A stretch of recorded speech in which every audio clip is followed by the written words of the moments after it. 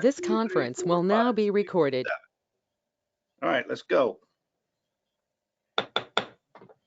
Notice is hereby given that the Lago Vista City Council is holding a regular meeting on Thursday, August 19th, 2021 at 5:33 p.m. via GoToMeeting as prescribed by VTCA Government Code Section 551.041 to consider the following agenda items. Sandra, please note that we have everybody here. Let's see. There's Sandra. Okay. We have all council members in attendance. We will go into executive session. We will convene into a closed executive session pursuant to sections 551.071 advice of counsel, 551.072 real property, 551.074 personnel, section 551.087 economic development, Texas Government Code, and section 1.05 Texas disciplinary rules of professional conduct regarding A, consultation with legal counsel and possible action concerning any regular meeting agenda item requiring confidential attorney-client advice necessitated by the deliberation or discussion of said item, and this is as needed, and B, consultation with legal counsel regarding city, Rusty Island Airport POA through the fence agreement and associated legal issues. And we convene at 5:34 p.m. I'll see you on the other side. This conference will now be recorded. All right, we reconvene from executive session into open session at 6:25 p.m. and the general session will start at 6:30, so we will recess for 5 minutes.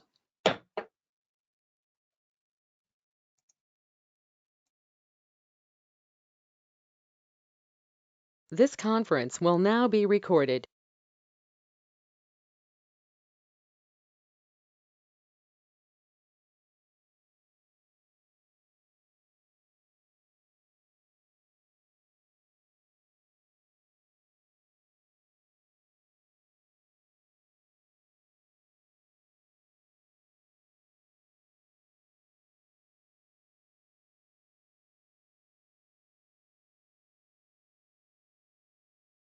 Well, hey, let's turn on my microphone and start over. All right, we reconvene from recess into open session to act as deemed appropriate at 6:31 p.m. in City Council discretion regarding A, any necessary action regarding any regular meeting agenda item. No action. All right. B, any necessary action regarding the city, Rusty Island Airport property owners associated through the fence agreement. No action. All right, no action. And Aaron, if you don't mind, would you please give the audience a brief overview of what we discussed in our executive session? Sure, Mr. Mayor. I provided some legal advice in discussion regarding strategic and legal issues associated with the Rusty Island Airport through the fence agreement negotiations that will be coming up and the associated exemption request that has been submitted by the airport POA to the city. All right, thank you. All right, we will now move into the regular session, and we will start with our Pledge of Allegiance to the United States and the Texas flag. If you will join us. I know some of y'all in attendance tonight are not from Texas, but we will begin the pledge to the Texas flag. I pledge allegiance to the flag of the United States of America and to the republic for which it stands, one nation under God, indivisible, with liberty and justice for all. Now the Texas flag. Honor the Texas flag.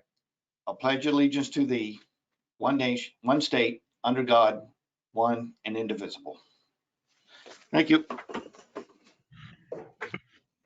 All right.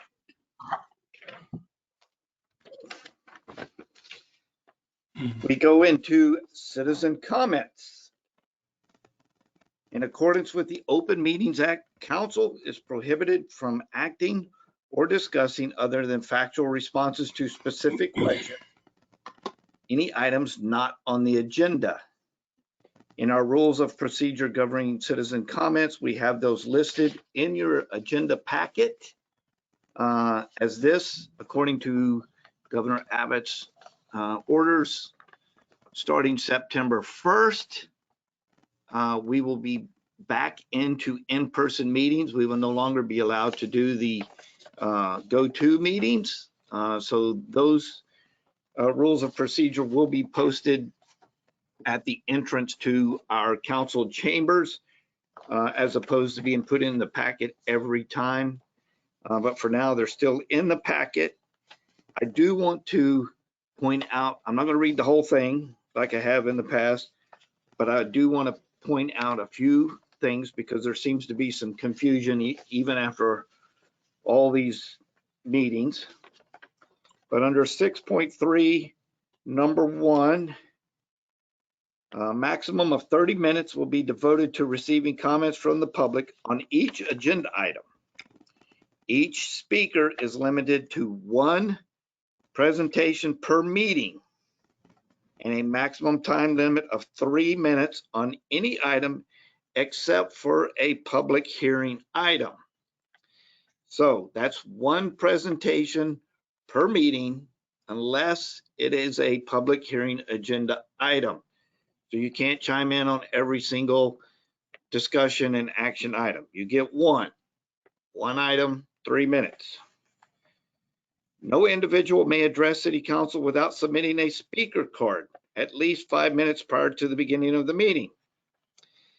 The card must clearly state the subject or issue on which the citizen wishes to speak. This is in non-agenda items and agenda items. It doesn't matter. Because we're doing online meetings, for now, I have waived that requirement for the card because otherwise you have to send me an email and sometimes I may not get your email, so I've waived that consideration for the card. But again, starting September 1, you will have to fill out the card as you come in the front door at City Hall to speak. Number 3, citizens speaking on agenda items shall restrict their comments to the subject matter listed. Number 4, citizens speaking on non-agenda items shall only speak on matters pertaining to city business or issues which the council would have the authority to act upon if brought forth as an agenda item. Those are just a few. Those I felt like needed to be brought out to attention because there seemed to be some confusion on those.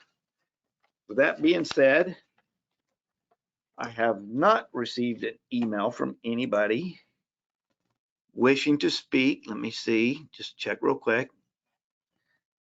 All right, I have not received any emails from anybody wanting to speak on non-agenda items.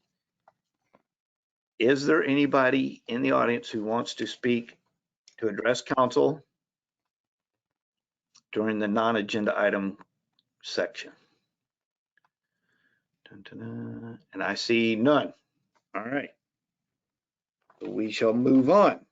Items of community interest. Pursuant to Texas Government Code Section 551.0415, the City Council may report on any of the following items: expressions of thanks, gratitude and condolences, information regarding holiday schedules, recognition of individuals, reminders regarding City Council events, reminders regarding community events, health and safety announcements. I have on my list here, expression of thanks. I want to express my gratitude and thanks to the 4 people, or 3 people, because one of them's me, the 3 people who have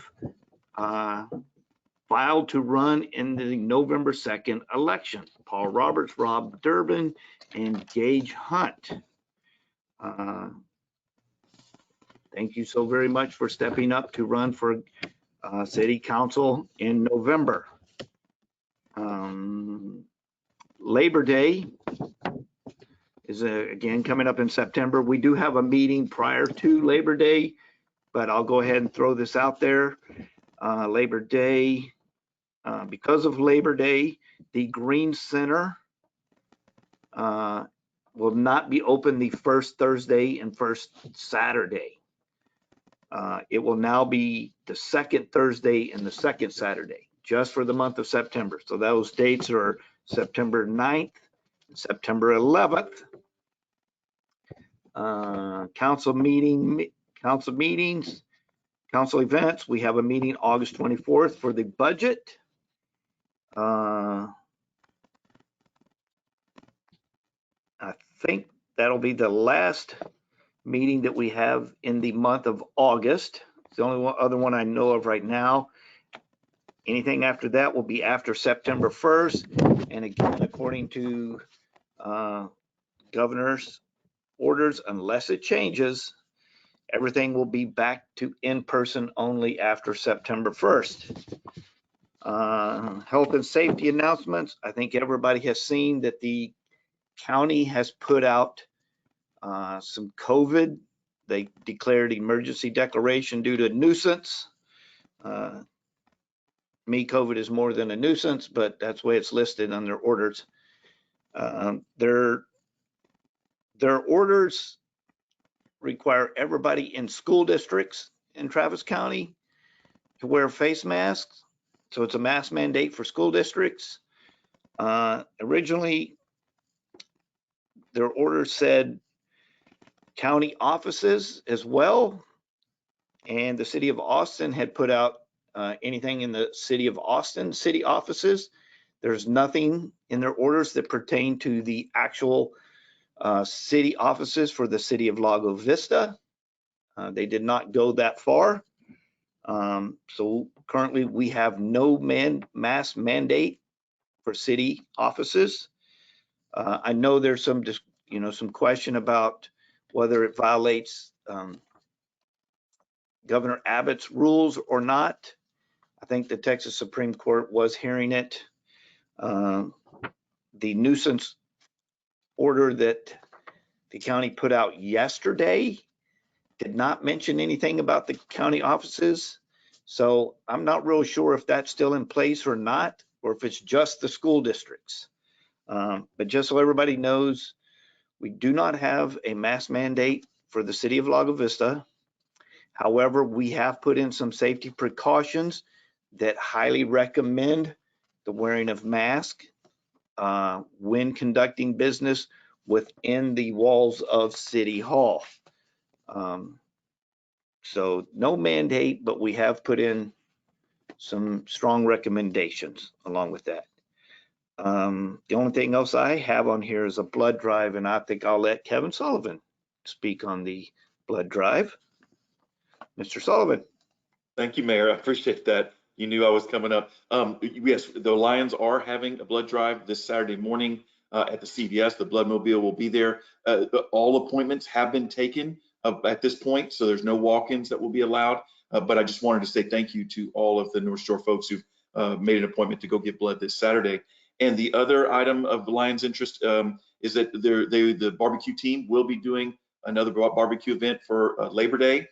We'll be cooking on the 3rd and delivering the 3rd into the 4th, delivering the evening of the 4th. We're doing brisket, pork loin, and spare ribs, and they're delicious. I can tell you from my own personal experience, and we would love for people to order those. If you go to the Lions Facebook page, I posted a flyer there that has all the information about how to go about ordering. If you can't get there for any reason, please just shoot me an email, and I will make sure that you get the information about how to order. Thank you, Mayor. Thank you. Councilor Marion, I'm going to assume you have an ISD update for us. I do, Mayor. I actually have two. The first one is just a welcome back to all Lago Vista ISD students, staff, parents, etc. I wish everyone a successful school year. The second one is a shout out and a congratulations to Lago Vista High School senior, Lance Shook. Congressman Roger Williams presented Lance with a certificate for winning the 2021 Congressional Art Competition for the 25th District of Texas. beautiful picture having to do with music. So I just wanted to congratulate Lance on that. And that's all I have. Thank you, Mayor.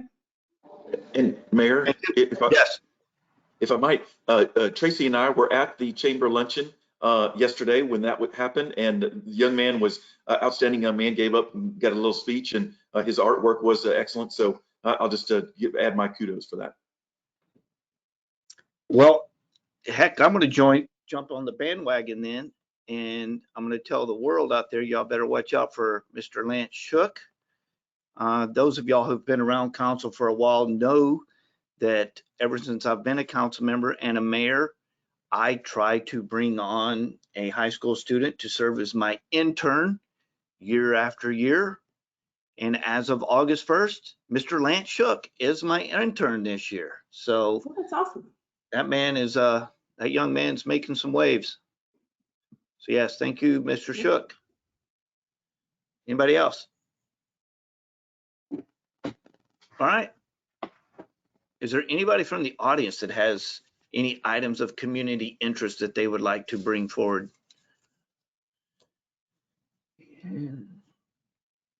All right. Seeing none, we will move on. Dun, dun, dun, dun, dun. We will go into consent agenda. All matters listed under consent agenda are to be considered routine by the city council and will be enacted by one motion. There will not be separate discussion on these items. If discussion is desired, that item will be removed from the consent agenda and will be considered separately. And we are considering the approval of the July 1st and July 15th, 2021 regular meeting minutes.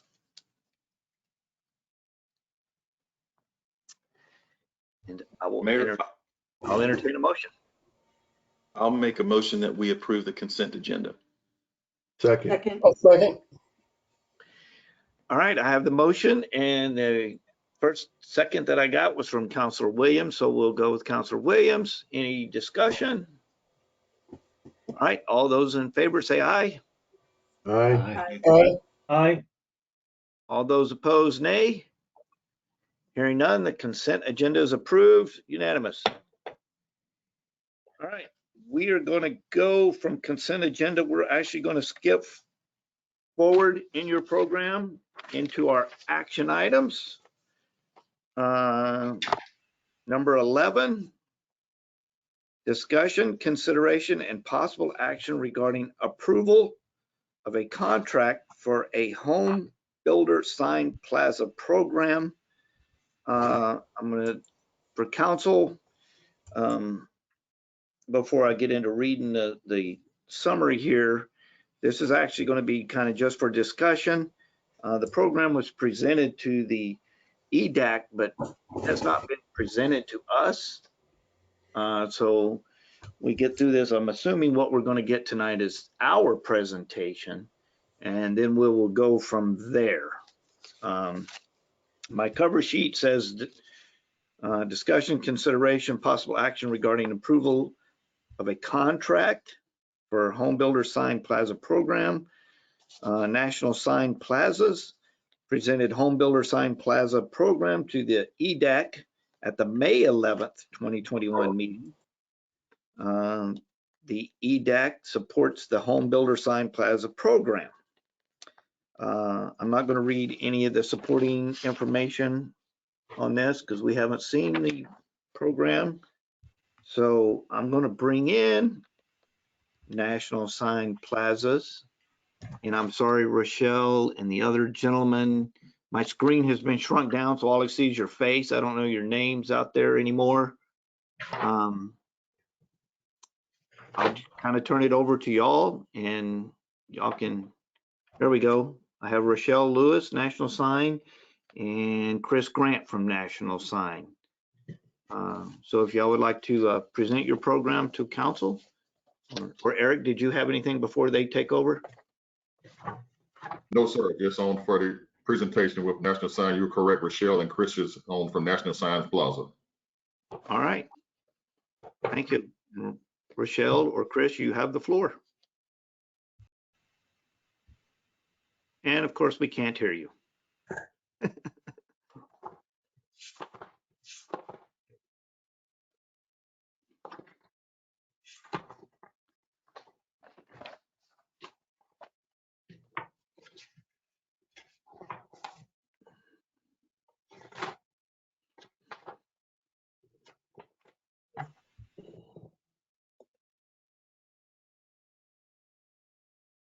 Hello, hello. There we go. Yes. You know, I even downloaded the app and tested it while we had our break, but technology. So thank you. And Mayor, it's a pleasure to meet you and everyone. My name is Rochelle Lewis. I have Chris Grant. He's kind of sitting back and watching. He's actually, this is his first week on the job, so he's just observing. So, but he wanted to see what was going on. He's our division manager for the Atlanta region. And it's a pleasure. Eric, thank you for facilitating everything so far and getting us to be able to present. So we are National Sign Plazas, and I've been out the past couple of months. I think that's kind of slowed us down a little bit. I have a 8-week-old baby, a little boy, and learning this new mom life, and so working from home for a little bit. But it's a pleasure. So let's see. I will go through the presentation. Can you see the presentation? Yes. Perfect. All right. Let's go. Let's move on. So we've been around for over 20 years. We're National Sign Plazas. We're a strategy company that develops products and services, and our ultimate goal is to get your customer to a predetermined location. We work with municipalities throughout the United States. We work with about 70 different cities and counties and have a huge presence in the Texas market. We also are in 9 different states throughout the United States, as you can see from this map here. And so what we have is our home builder program. So some important notes for you to note is that it's a no cost to the city, and it actually will generate revenue as well for the city. So our goal is to clean up the look, to create a uniform piece throughout the city. So as you may know, we have these signs that some people call your bandit signs, your snipe sign, your temporary signs. That you may see some throughout your city, and actually for Lago Vista, it's not a huge problem yet, but you do have a lot of growth right now. And we convert to what we call our kiosk signs. So here on the right side, you'll see this is an example for one of our kiosk signs in Colorado, but we're able to showcase all these home builders. And fully managed by us, everything is fabricated, produced, and installed by us. It's on, it is visible 24 hours a day, 7 days a week. And we're able to do a customized sign on top for the city of Lago Vista. And it also generates revenue and meets your Department of Transportation requirements.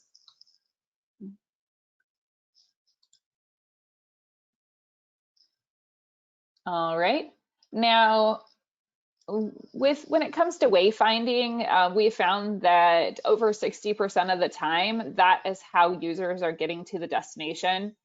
Yes, you're searching the web, maybe you're using some type of navigating device, but really the wayfinding signs is how you get from point A to point B through that breadcrumb trail. And so our goal is to get a exposure for your home builders, but then also we'll have some city signs as well to get you to some points of destination.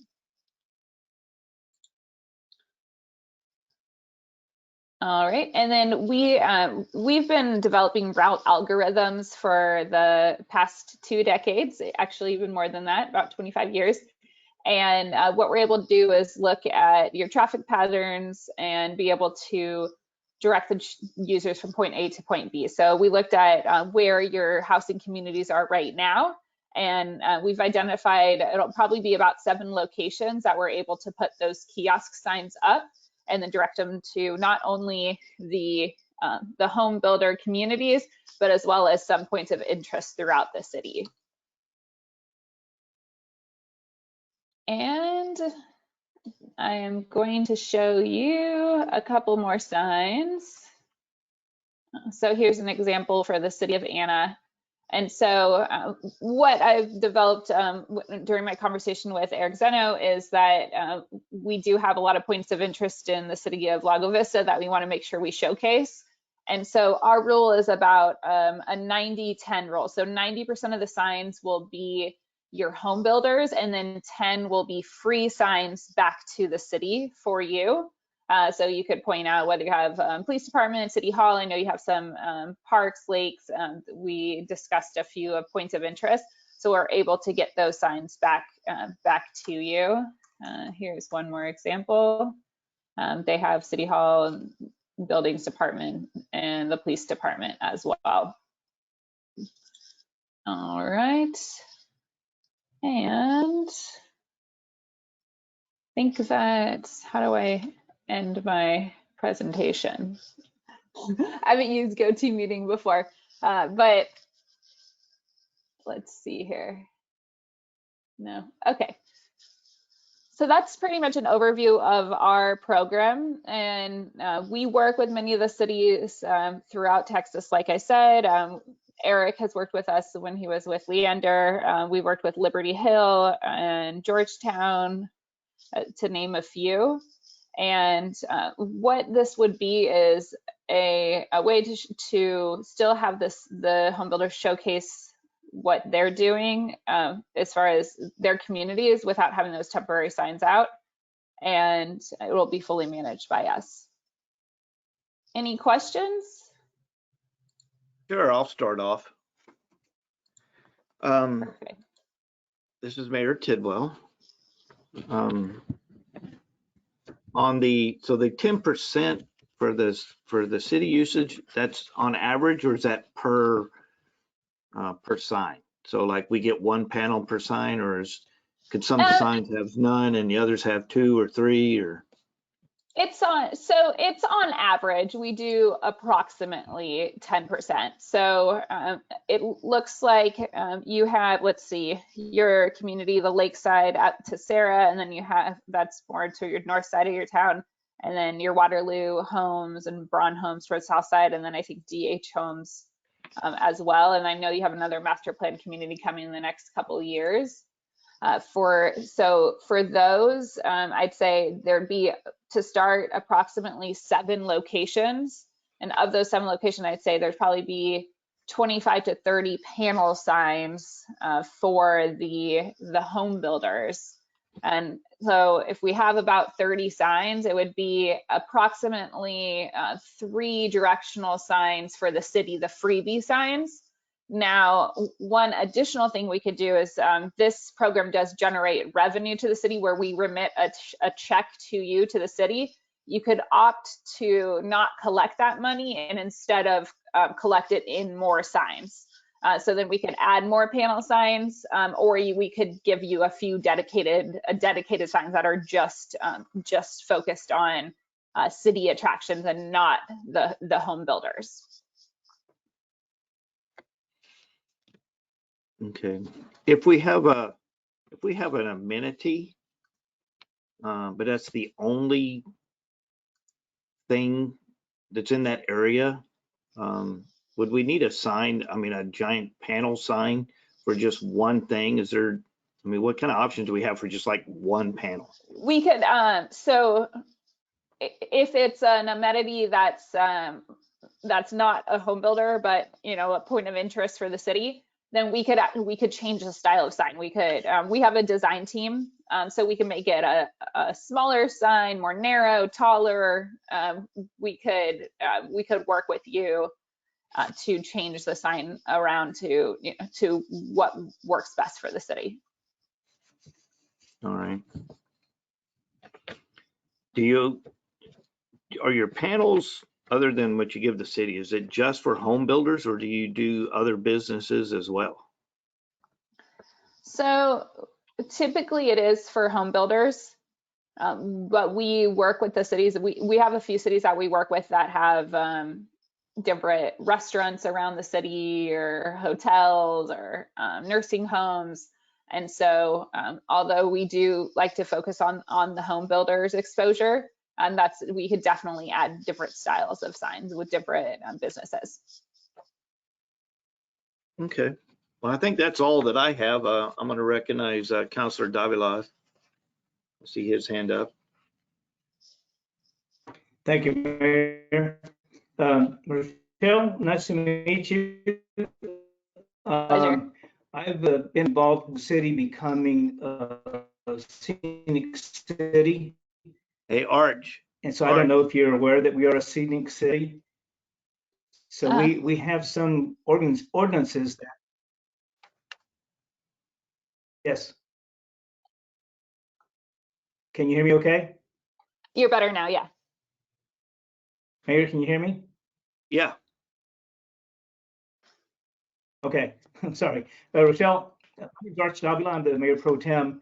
A couple of years ago, we were able to get our city designated as a scenic city. Have you worked with other scenic cities? Hmm. Have we worked with other scenic cities? Is that your question? Yes, ma'am. I have to Yes, check that's the on. question. Okay, I'll have to check on that. I'm not familiar if we have any that are deemed scenic cities that we've worked with, but we've worked with many different styles of cities, and so we have a lot of experience. But I'd have to check if specifically we have any scenic cities we work with. And don't know the answer to that. Yeah, right. This is a program that recognizes cities that have ordinances that are able to regulate various things. Among them are signs. And so I'd be interested in knowing if you work with other scenic cities, and if so, there's an emblem that is presented to each of the cities that have been recognized by the state as a scenic city. And Uh-huh. so if this were to go forward, I would certainly like to see something on the sign that actually recognizes the fact that we've gone through the steps to become recognized as a scenic city. Yeah. And if you noticed on our plaza signs, you are able, your town is able to design the top of the plaza sign that will say the city of Lago Vista, and we could definitely add the emblem that says, recognize this as scenic city. Our design team is top notch, and they're able to adjust it however you want and for your approval. Okay, that's all I had. Thank you very much. You're welcome. Yes, Councilor Prince. Thank you. I'm also, like Mr. Davila, having network problems. Am I coming across okay, or do the camera go? Yeah. Okay, good. Thank you. Our particular developer situation is really interesting. That we have probably 40 or so home builders in the area. Some building 1 or 2 to 6 per year. A very small number that build a large amount, but many of those, other than in the Tessera neighborhood, which you mentioned, those developments are kind of spread all over the place. So it would be interesting to see where your team recommended the signs to go, because it's not intuitive to me where these signs would go and be beneficial for home builders purposes. I like the idea of, as the mayor suggested, pointing to some of our notable businesses or city things, whether it's park or pool or city hall. All of that's good. The signs look nice. It's not clear to me how we address our very, very distributed building situation and how it makes sense in this context. So you may or may not be able to comment on that tonight, but when we look at it again, it certainly would be helpful to understand the proposal, where these signs might go. Right. And what we typically do is we'll work with the city team to determine the locations, and we have made suggested locations of where they could go, and then we'll work with the city to ensure that everyone's happy on the locations. So I'm going to kind of follow up on that. We are experiencing, explosive growth right now, but reading through the contract, it showed it was a 10-year contract with an automatic renewal for 10 years.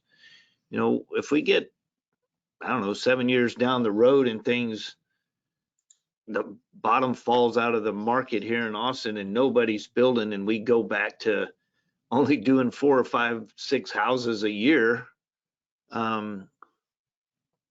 will we be able to, negotiate the usage of those panels for other things? Or, if we don't have any home builders out here, they just sit there vacant? Yeah, so there's a few different scenarios. We love, looking at, we see a lot of growth in Lago Vista, which is we're excited about. I know as you are, Mayor. We have worked with many cities that have reached 100% build out.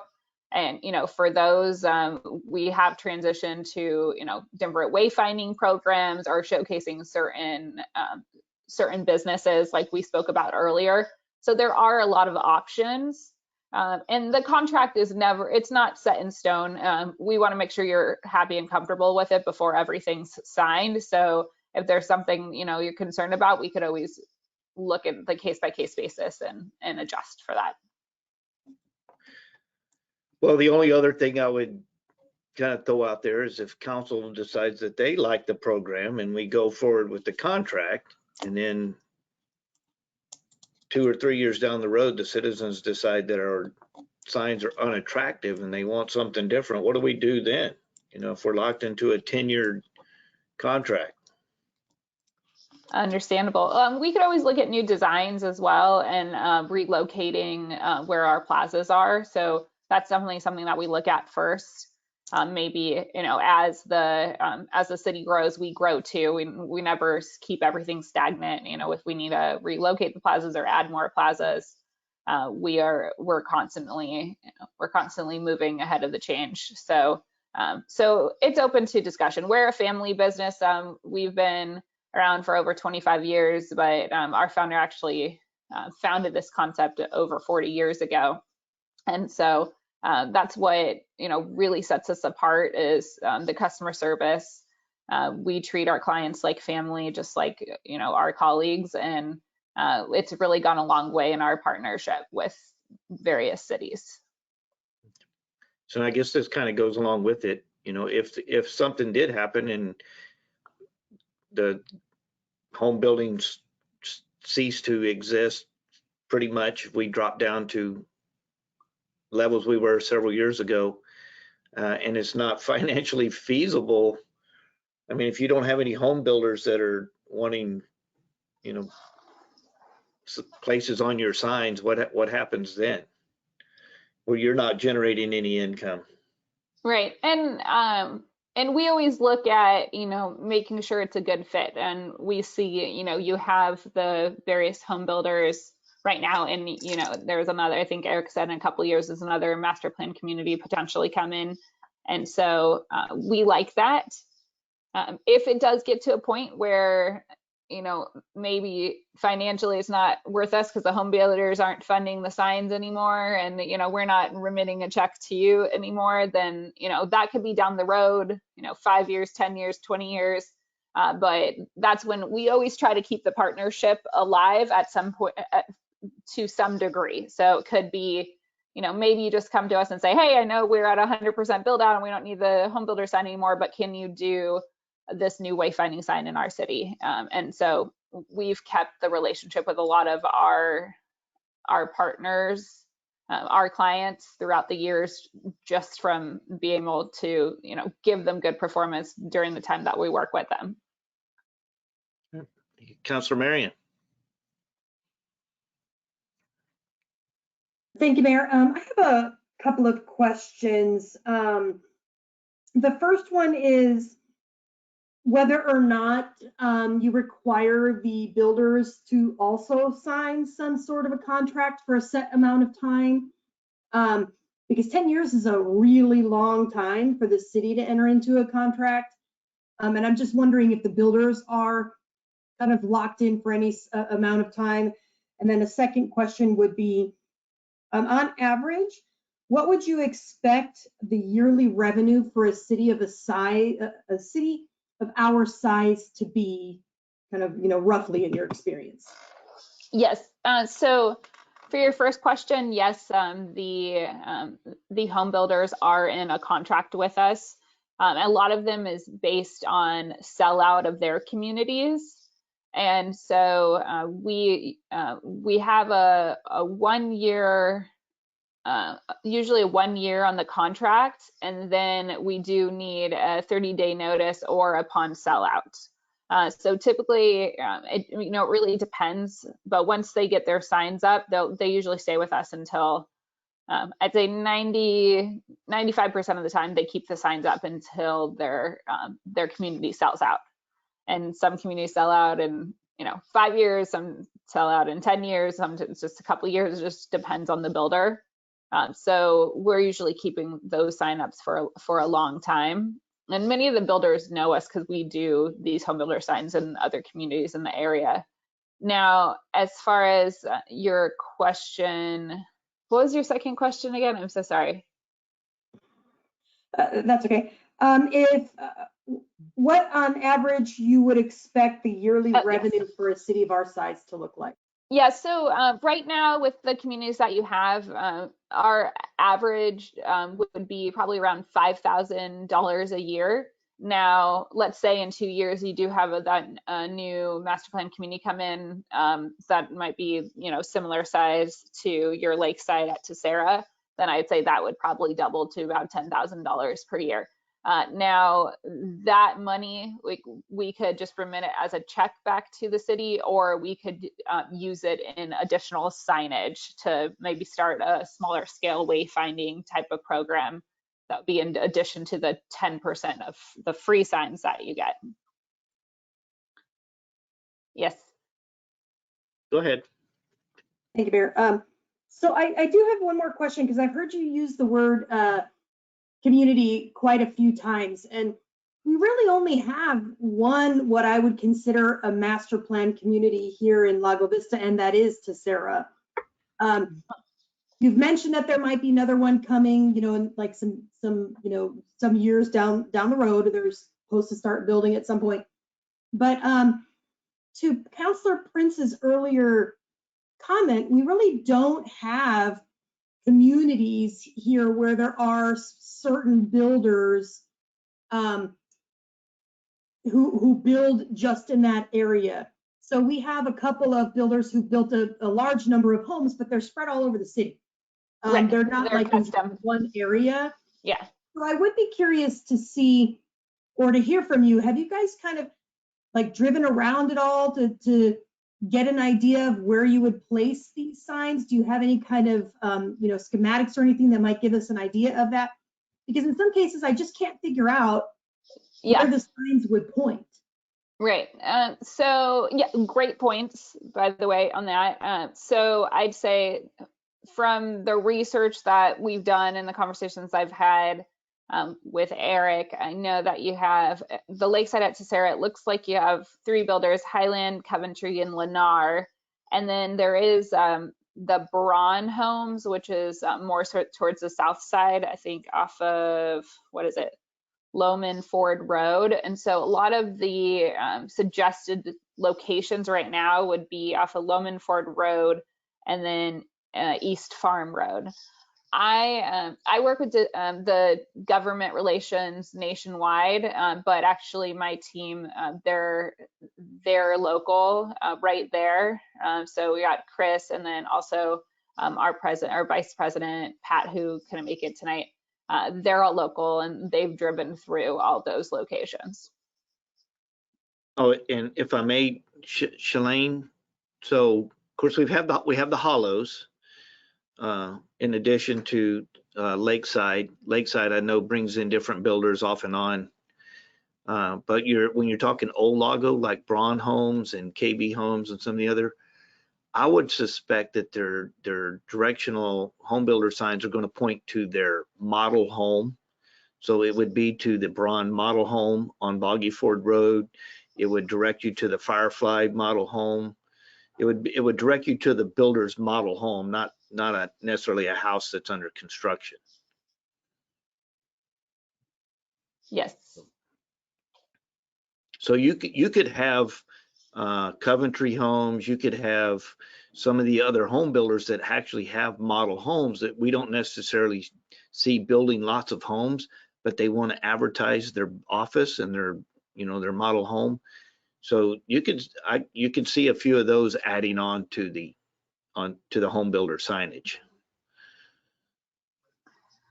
And if you have, anywhere between I'd say our most successful programs start with just a few builders. Usually the builders will have anywhere between 5 and 15 panel signs that they put up, just depending on the size of the city.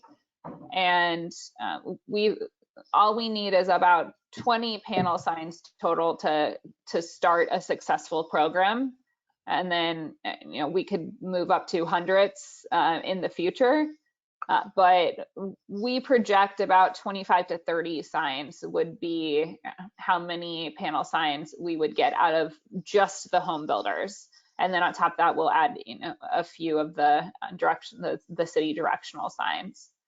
And that would be a great way to start. And then as we grow, we'll grow with, as the city grows, we'll grow with you.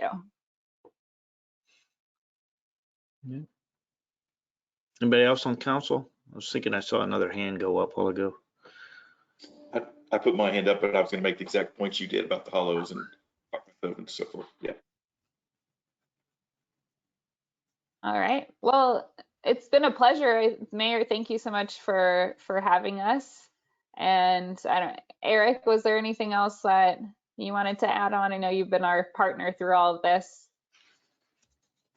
but.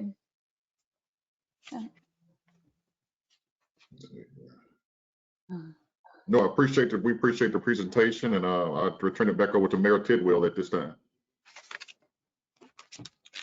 All right. Well, if that's everything from council, I am going to open it up to the audience for comments.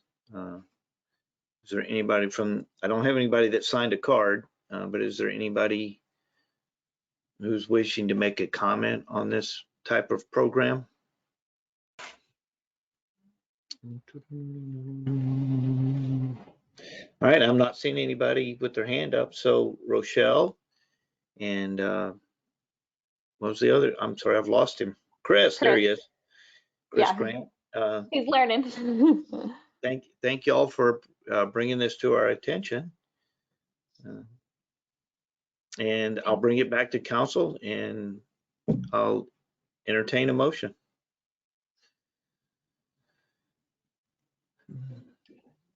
We were not going to take action, but I thought that it was going to be the staff needed to spend some time, like Aaron needed to do a legal review. Do we need to do a motion for that, or just? I think staff was looking for whether we wanted to proceed or not. So if we're interested in the program, then I think because there's some contract review and stuff in there, so it's up to us. But if we like the program, then we need to give them direction. Yes, hands up. Council Prince. We cannot hear you.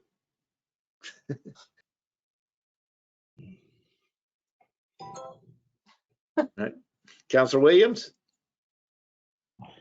Well, I think the program has merit. I think we need to have staff look into it and determine how it best fits our needs and what changes need to take place in order for Scenic City to apply. And I know Meredith has been working on signs for the city, so maybe could be some coordination with the company and they could come back and present what it would actually look like for our city.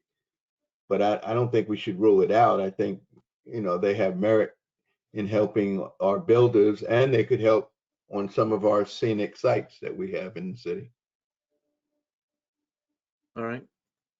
Councilor Weatherly.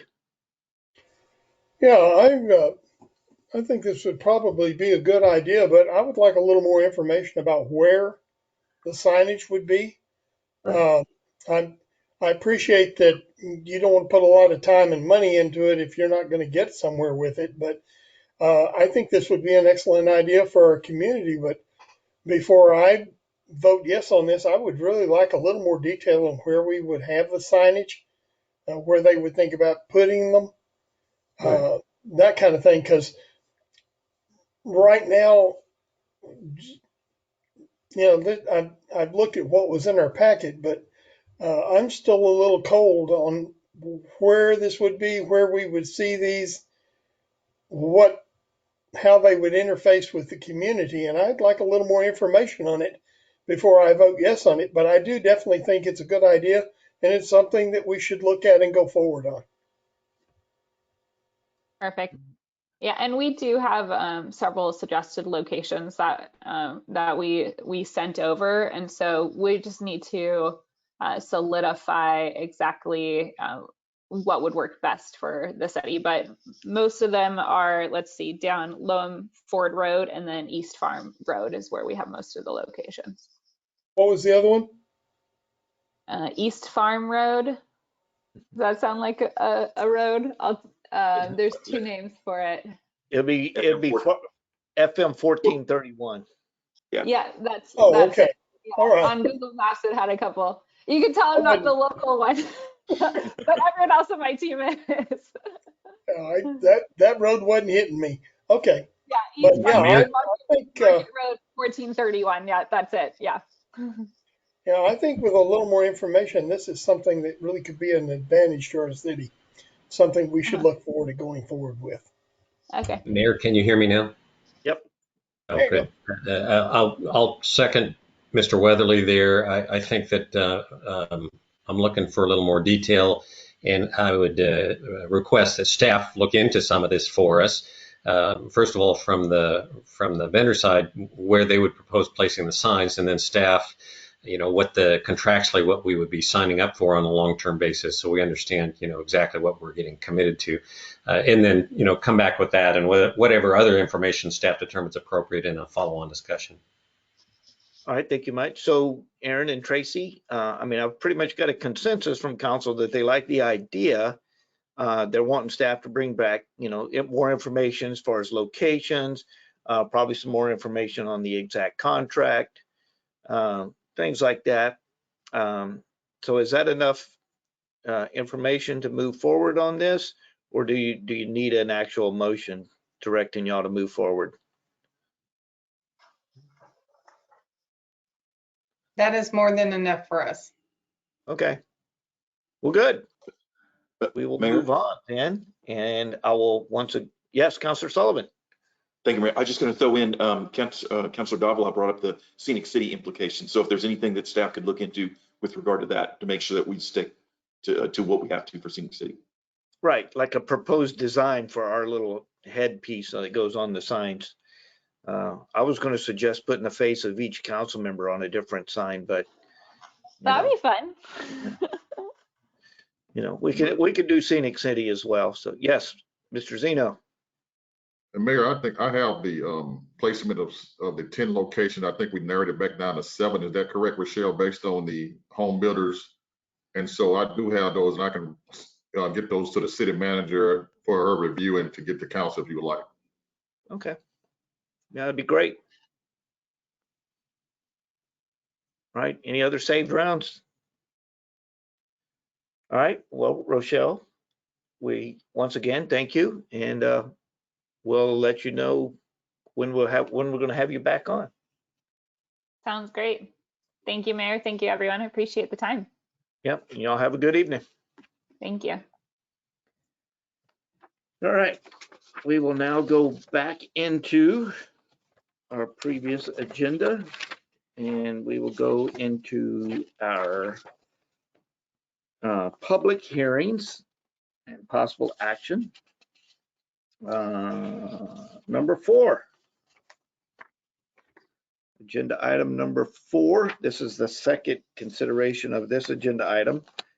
The Lago Vista City Council is holding a public hearing to consider an ordinance of the City Council of Lago Vista, Texas, amending the official zoning map by changing Lot 1111, Lot 1112, and Lot 1113 of Lago Vista Estates, Section 4, generally described as being located at 6805, 6901, and 6903 Redwood Drive, from the C1C Professional Business Office Low Density Retail Zoning District to the C2 Commercial Large Scale Zoning District, together with the required design review and providing for related matters. The executive summary is the same one that we saw last meeting. I just wanted to know, there were some things on here. Acceptable location, once the okay. Let's see. I got a few questions here for you, Roy. Acceptable location, once the lack of a significant traffic hazard was confirmed.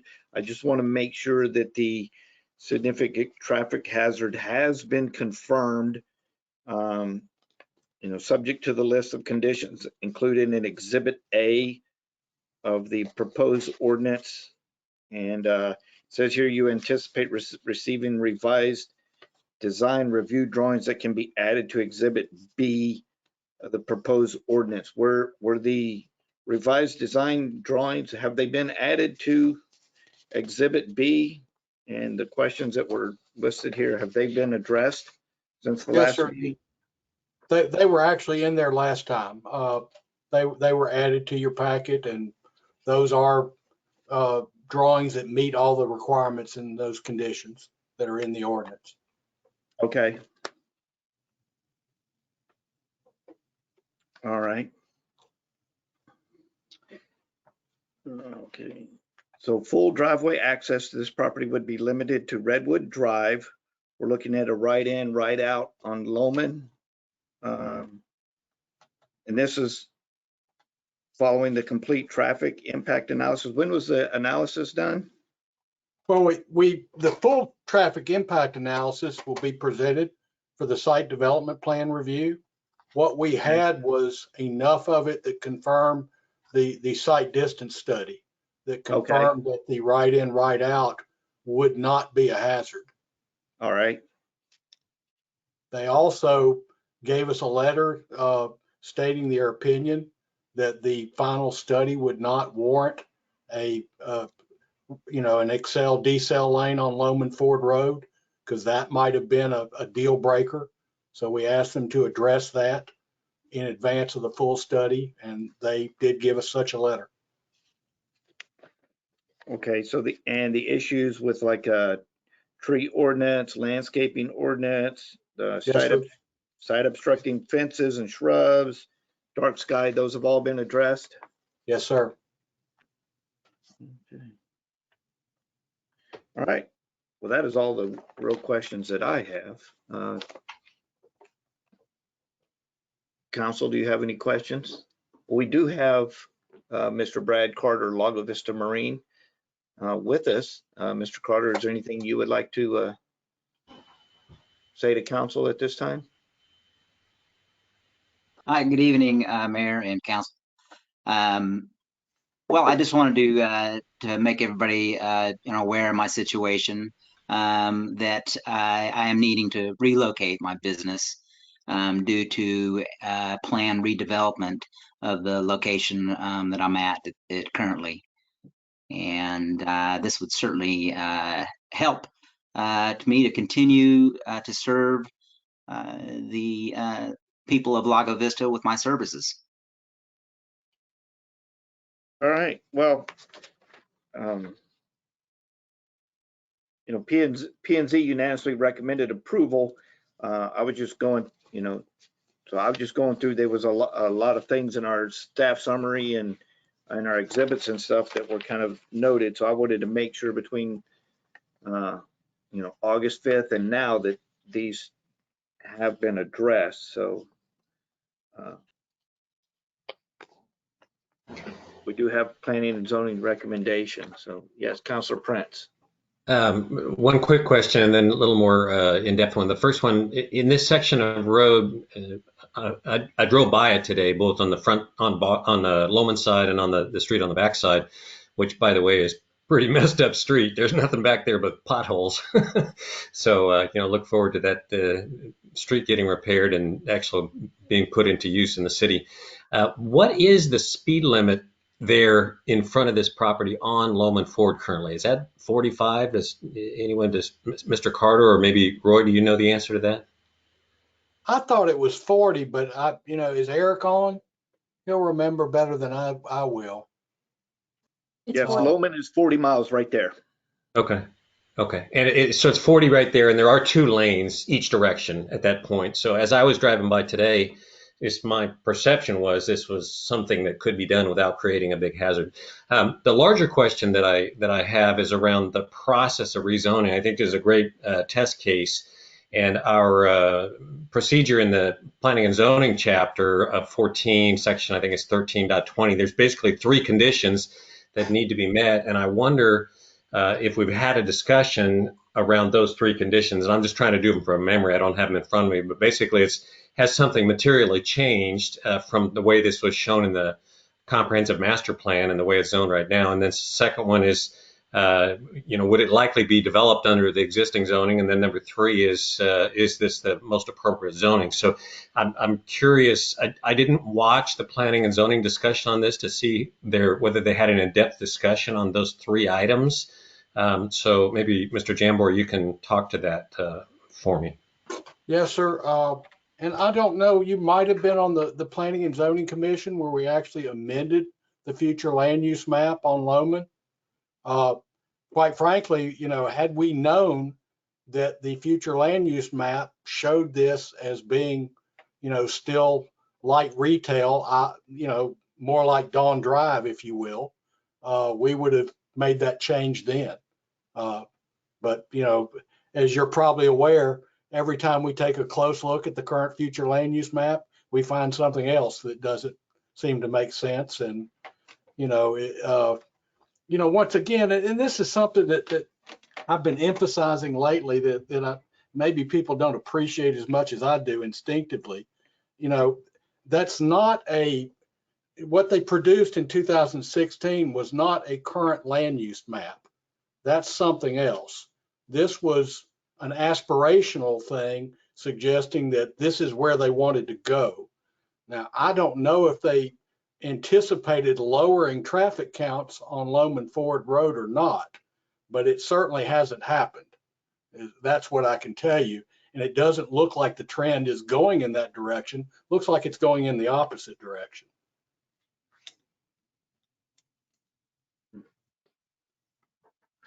I appreciate that. I was particularly interested in whether the Planning and Zoning Commission had any discussion on these 3 points when they recommended their approval. Yes, sir, they did. And the conclusion is, whatever the thinking was, that this should be, low-level professional offices and things of that nature, they definitely confirmed the idea that that's not the highest and best use of it today or going forward. Thank you. And I would echo that. I mean, to me, those last 2 conditions seem pretty straightforward for this, that, is it going to be developed by anybody for retail or office? Probably not, given the condition of the street back behind and the condition of the land. So I think that condition is easy to see. And then is it best used for a C2 rather than a C1? I think, again, given the location and what's around it, that seems reasonable to me. So to me, this passes those 3 tests. I just think it's good for us to start building the muscle memory of explicitly having that discussion on rezoning applications. And this has come up a lot lately on the staff. We're hoping as COVID goes away that we can again get back to work on the future land use map. That keeps coming up. But I'll even remind you that when we made the first change, there was some single family residential shown on Loman Ford in that future land use map that we got rid of. Yeah, and I know we've got these findings of fact that we're supposed to look at, but we're also faced with the problem where, gosh, some of this zoning may be 50 years old, and whoever did the zoning had no future land use plan in place. They just said, okay, well, let's just make it this, just make it that. And those of us that have worked on these annual and biannual updates and reports, if you will, of the implementation, we've been aware that there's not a lot of explanation as to what the basis is behind some of these recommendations or assertions. And it makes it really hard, you know, to understand what the heck they were thinking. And that's, you know, I don't want to be too critical. You know, they weren't paid a lot and, you know, to go into a lot of depth, but it sure makes it hard to use that tool, which is why we put it on the agenda to maybe add some more, you know, meat to that, if you will. Well, and going from a C1 to a C2 is not that huge of a leap either. It's not like we're going to light industrial or, Right. you know. Well, it's not in our zoning ordinance, you know, and y'all have heard me complain about this. I mean, you know, Phoenix Automotive is in a C1 district. I don't get that either. So a convenience store can be in a C1 district. We hope to clean that up going forward. Yeah. Anybody else? Yes, Councilor Williams. P&Z did look at this extensively, and you know, the changes that the owner made were definitely good changes for the city. And you know, the traffic study was looked at, changing it to C2. It was, all the elements were discussed, and they approved it unanimously. And I think we need to approve it moving forward.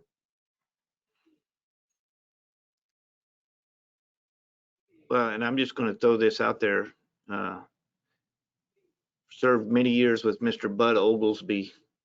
Lago Vista Marine is, and it's like an icon business in the city of Lago Vista. Yeah. Right. I've been here 26 years, and I can't tell you how long Lago Vista Marine has been in the city of Lago Vista. At least 26. So, anybody else on council? Questions? All right, well, this is a public hearing that is still open. Is there anybody in the audience that has any comments?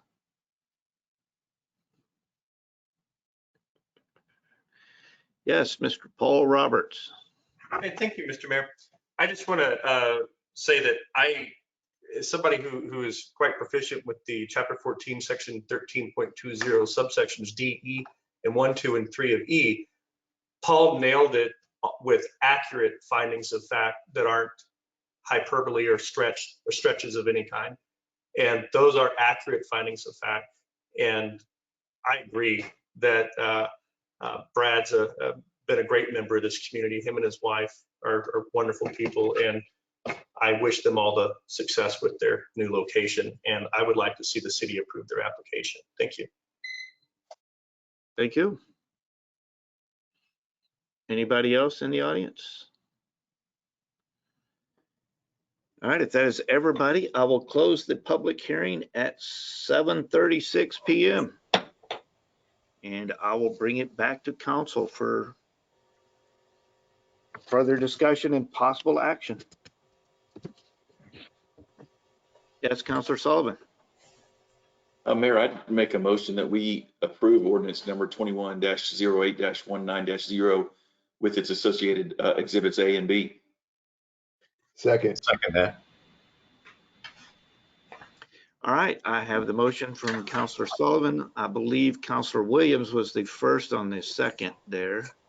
We'll give that to Councilor Williams. Is there any further discussion? All right, all those in favor say aye. Aye. All those opposed, nay. Hearing none, the zoning change is approved unanimous. Thank you all very much. Thank you, Mr. Carter.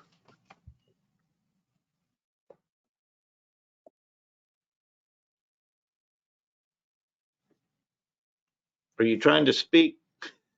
Sorry. Thank you, Mayor and Council.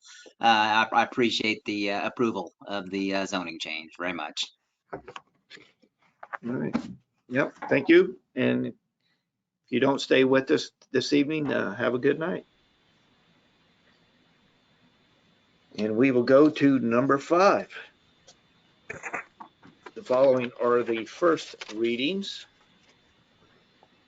Number 5, Lago Vista City Council is holding a public hearing to consider an ordinance of the City Council of Lago Vista, Texas, amending sections 210 and 1120 of Chapter 14 of the Lago Vista Code of Ordinances regarding the findings required for the Board of Adjustment to approve a zoning variance and provide for related matters.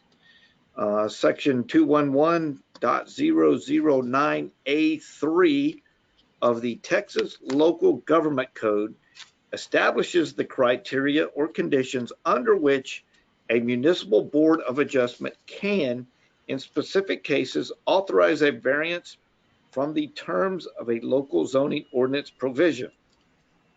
Those requirements are that the request is not contrary to the public interest, that due to special conditions, literal enforcement of the ordinance would result in unnecessary hardship, and 3, the spirit of the ordinance is observed and substantial justice is done. Although pretty simple, those criteria or conditions can be a little vague without some additional language or guidance. Texas courts, of course, provide guidance as to the meaning of that language in their published opinions. However, while municipalities are not allowed to lessen those standards, there is no specific prohibition preventing local governments from adding requirements. While the intent might have been to simply inform or add clarity to the criteria contained within the state statute, the 7 criteria currently in the local zoning ordinance clearly create additional requirements. Moreover, if strictly or literally interpreted by the Board of Adjustment, variances approvals would be virtually non-existent or extremely rare and unusual. It also makes it far less likely that the published opinions of Texas courts interpreting the state statutes will be of value in providing guidance due to those many additions.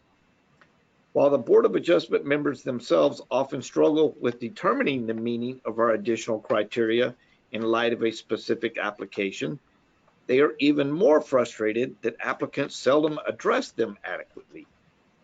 Staff has changed the application form and packet several times to emphasize its importance without success. It is probably an unrealistic expectation and probably another example of why this amendment is warranted. After several joint meetings with the Board of Adjustment over the past few years, the Planning and Zoning Commission collaborated with the staff on this amendment. The goal was to clarify the meaning of the state statutes without adding requirements. They concentrated on the terms, public interest, and hardship, relying exclusively on Texas courts to define the latter. They unanimously recommended this amendment at their July 8th, 2021 regular meeting. There were 5 members present at that meeting. Impact if approved. The local ordinance will be completely aligned with the language in the Texas Local Government Code such that the Board of Adjustment and the staff will both be able to rely on the guidance from prior rulings of the Texas courts, secure in the knowledge that the requirements are the same. Impact if denied, the existing criteria will remain in place and the BOA members will occasionally struggle with variance requests that seem warranted or justified, yet do not strictly meet all 7 requirements. And I will open the public hearing at 7:42 p.m.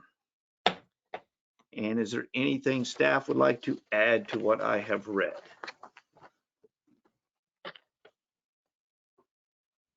All right.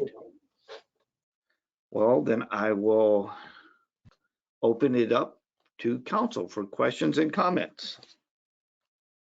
Yes, Council Prince.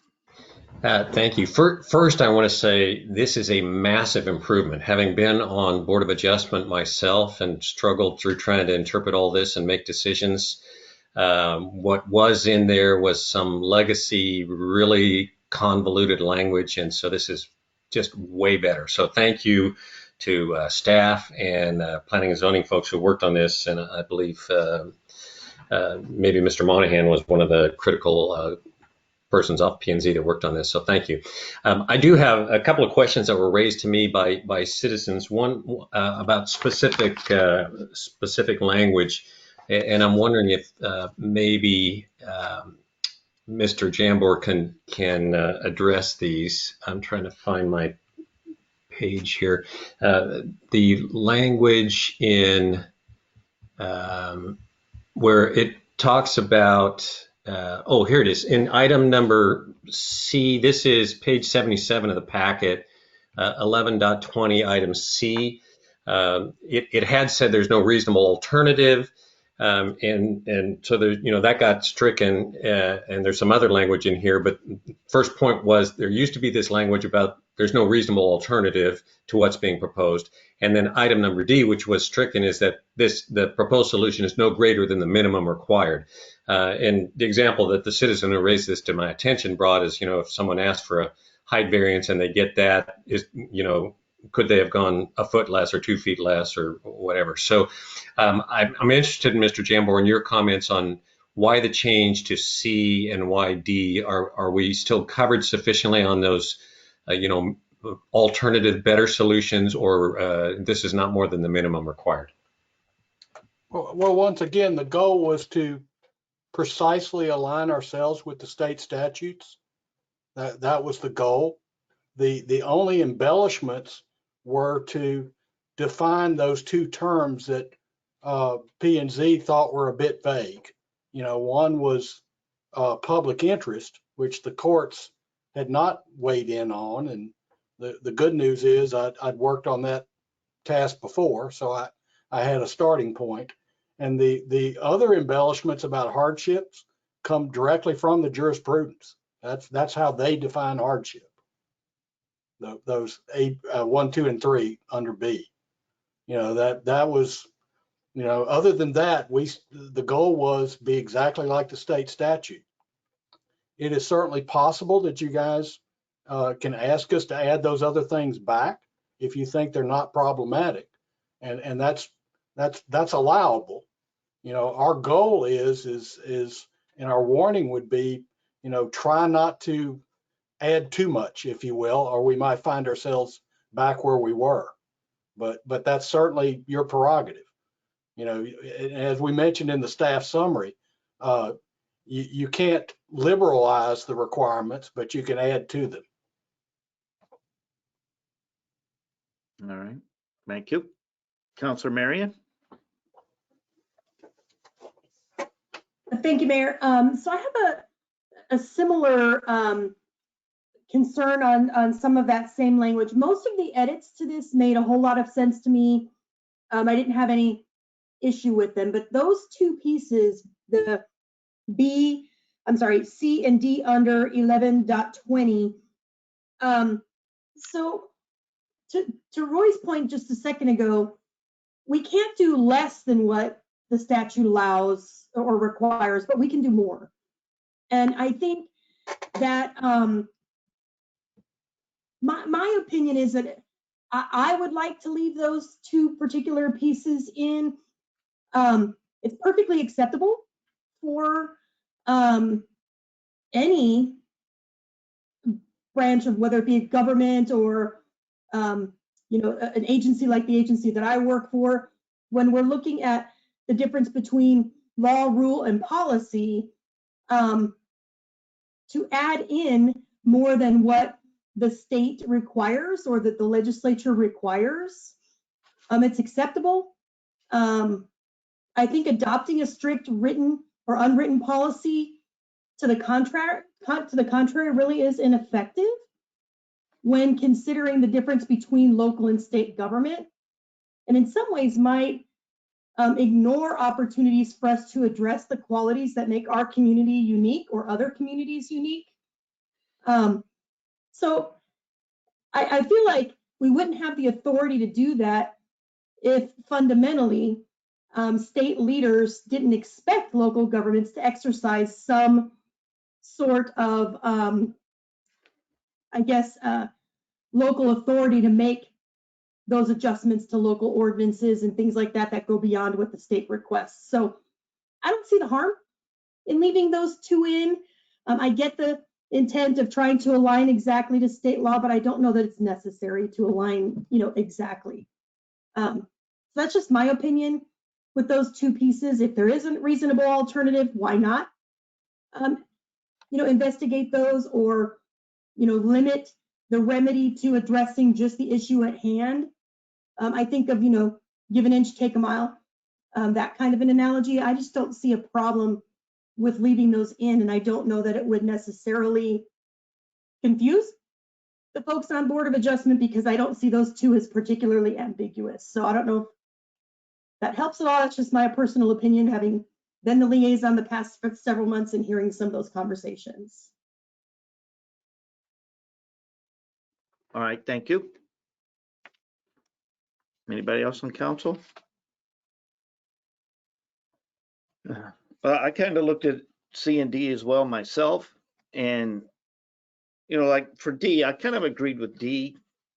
No greater minimum required, but I wasn't real sure about C, because you get to no reasonable alternative. Maybe there is a reasonable alternative, but maybe that reasonable alternative doesn't necessarily go with the spirit of the ordinance. So, I wasn't sure that we wanted to just narrow it so specifically that there was, you had to have no reasonable alternative. Because there might be a reasonable alternative, but it just, so I was okay with D, but I wasn't okay with leaving C. That's my personal. Yes, Councilor Marion. Thank you, Mayor.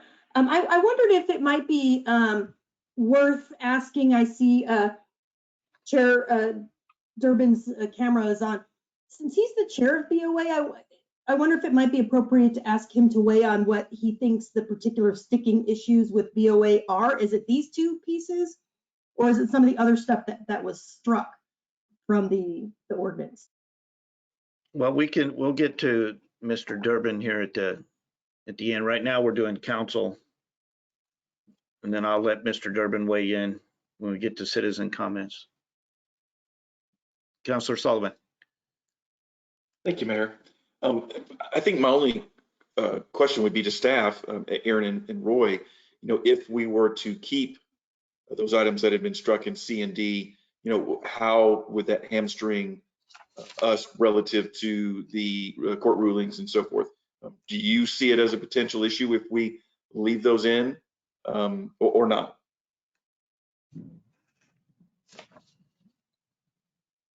Yes, Ms. Savetta. So with regard to these criteria that aren't currently addressed in state law and have not been addressed in Texas jurisprudence, the Board of Adjustment is kind of a unique body. They are quasi-judicial. If the ruling of the body, if the person who is seeking the variance isn't happy with the ruling of the body, they can appeal, and that appeal goes straight to district court. So there is a greater risk that this matter could have to be addressed in a court of law. Now, I can't say that we've had cases go to a court, but the potential is greater. And there is no information that a court could use other than looking strictly at the facts and what our ordinance states to help guide them in making a decision with regard to whether or not these particular criteria have been met. There's nothing to guide them. So these would be outside of anything a Texas court has looked at for a variance criteria. Councilor Marion is correct that we can go and we can adopt things that are stricter. I will tell you, when I look at C and D, I think I don't know that you need both of them. In my mind, if you want to add something that gives a more concrete decision point, The D is something that you could point to, meaning that the variance would be no greater than required to alleviate the difficulty or the hardship. Now, in saying that, I'll tell you that courts, when they look at hardship, there is a bit of jurisprudence with regard to what constitutes a hardship. So I do think that one could be more easily addressed if a matter was taken to a court of law. And I think that is an easily or very easily discernible decision point for the Board of Adjustment.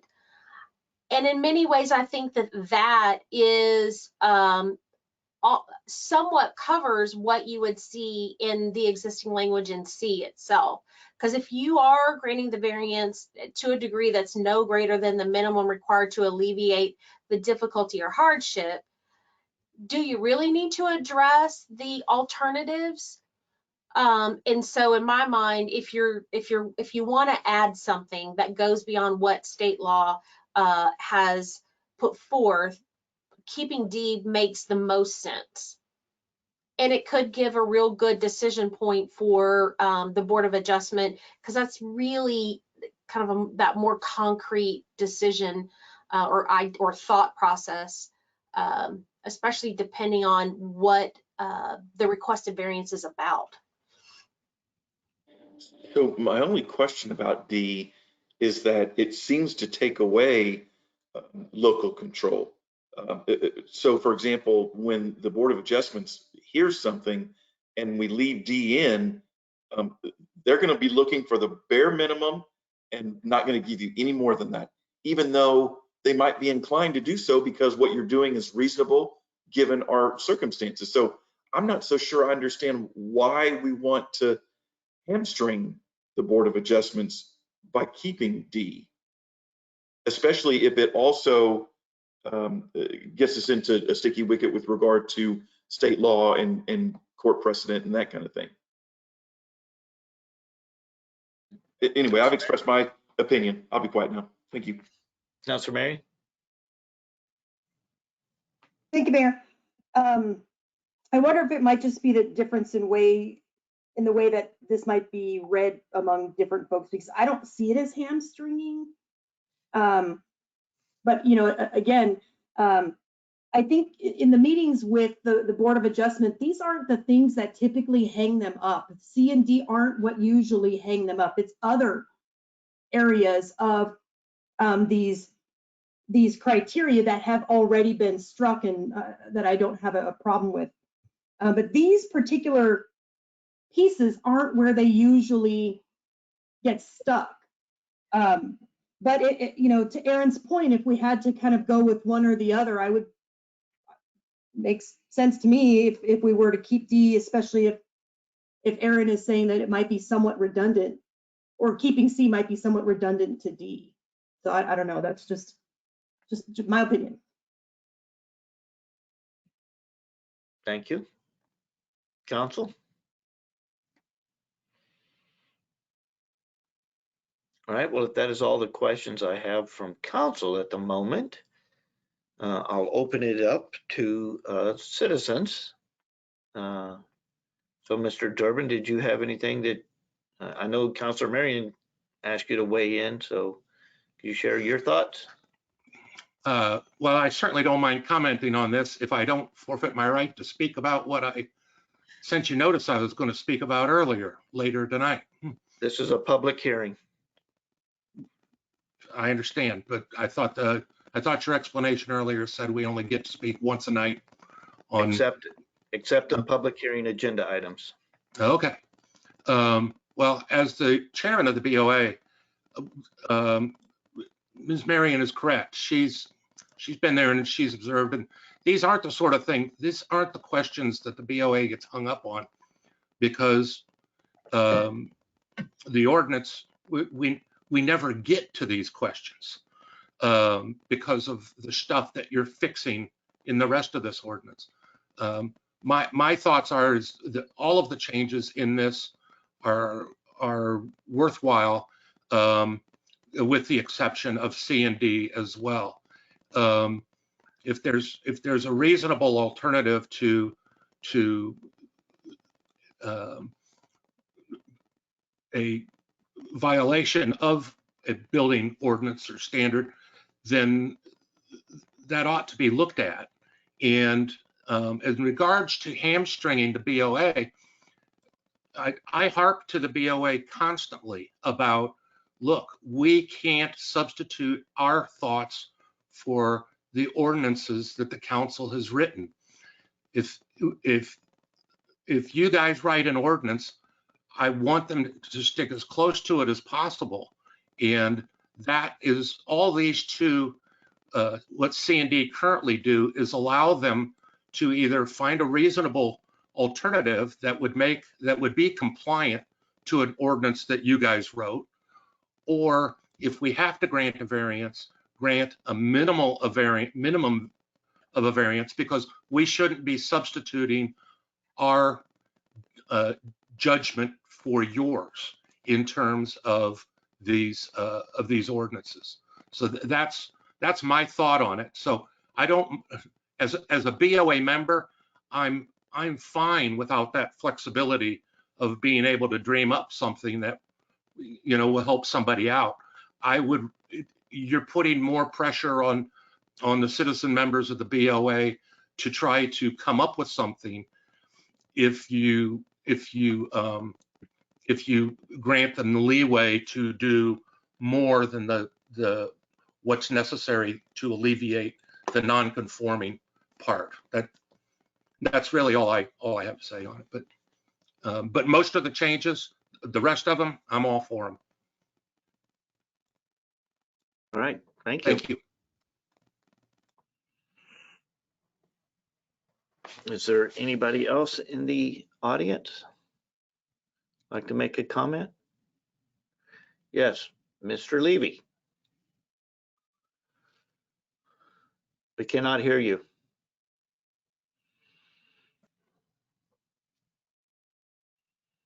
You're still muted. There you go. Wait. There you are. There. Is there going to be a vote on this tonight? Possibly. Okay, so if you already have a request in on a board of if you already have a request in, will any changes made on that be effective as of today's date? Because the next meeting is September the 8th, I believe. Yeah, this would take effect. So anything that's brought to P&Z or the BOA, as I say, they'd be following the new. Okay, thank you.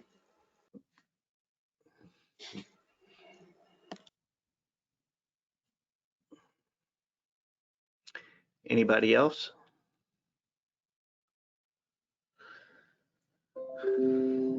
All right. Well, this is the first reading. Do we want to, you know, I kind of need a consensus of do we want to continue on to the next meeting, or I'm kind of looking at whether I need to close the public hearing or not. Yes, Councilor Prince. I'm inclined to close the public hearing and vote on this tonight. Councilor Weather, okay. Now, this is something that needs to be done. These are changes that we've needed for a good while, and we need to give Board of Adjustment the opportunity to function more appropriately. This needs to be approved tonight. All right, well, I think I've got my direction then. I will go ahead and close the public hearing at 8:02 p.m. And I will bring it back to council for discussion and possible action.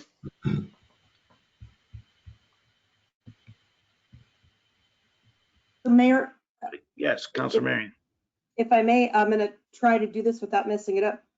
I would make a motion that we accept the edits to or amending sections 2.10 and 11.20 of chapter 14 of the Lago Vista Code of Ordinance regarding the findings required for the Board of Adjustments to approve a zoning variance and providing for related matters, with the exception of C and D, and leaving those in the document. All right, on C, are you going back to the way it was written, or are you including the added part that the spirit of the ordinance is observed and substantial justice is done? Are you putting both of those or just the one?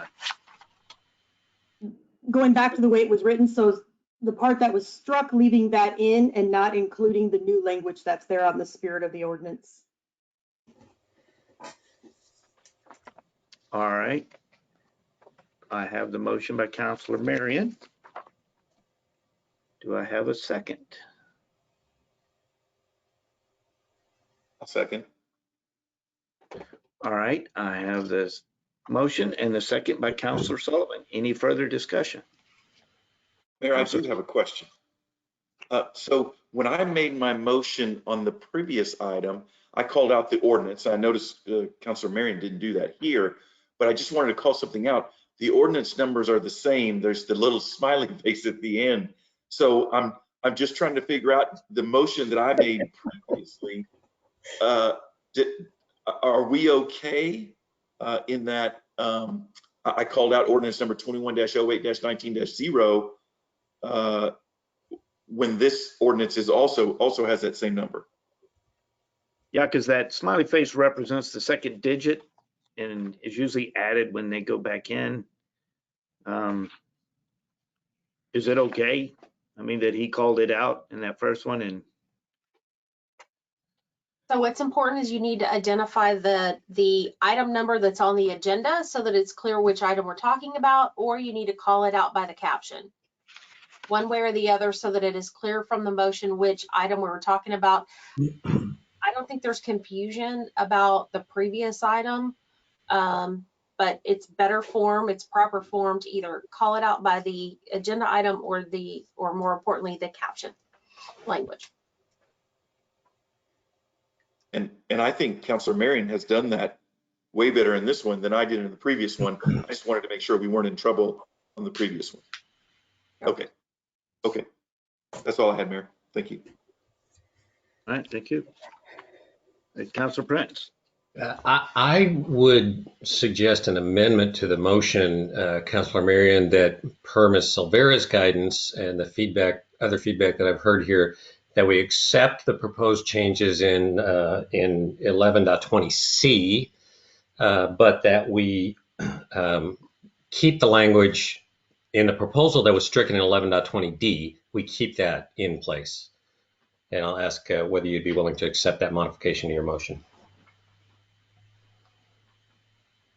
I would accept that. All right, so we've got a request for amendment that's been accepted by the motion maker. What about the second? I'm okay with that. All right. Any further discussion on that?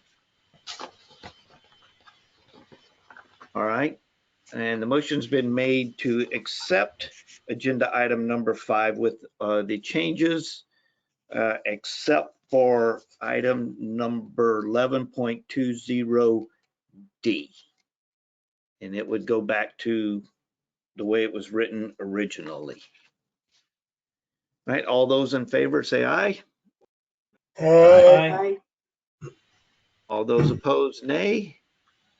Hearing none, motion carries unanimous. And we go to number 6. All right, Lago Vista City Council is holding a public hearing.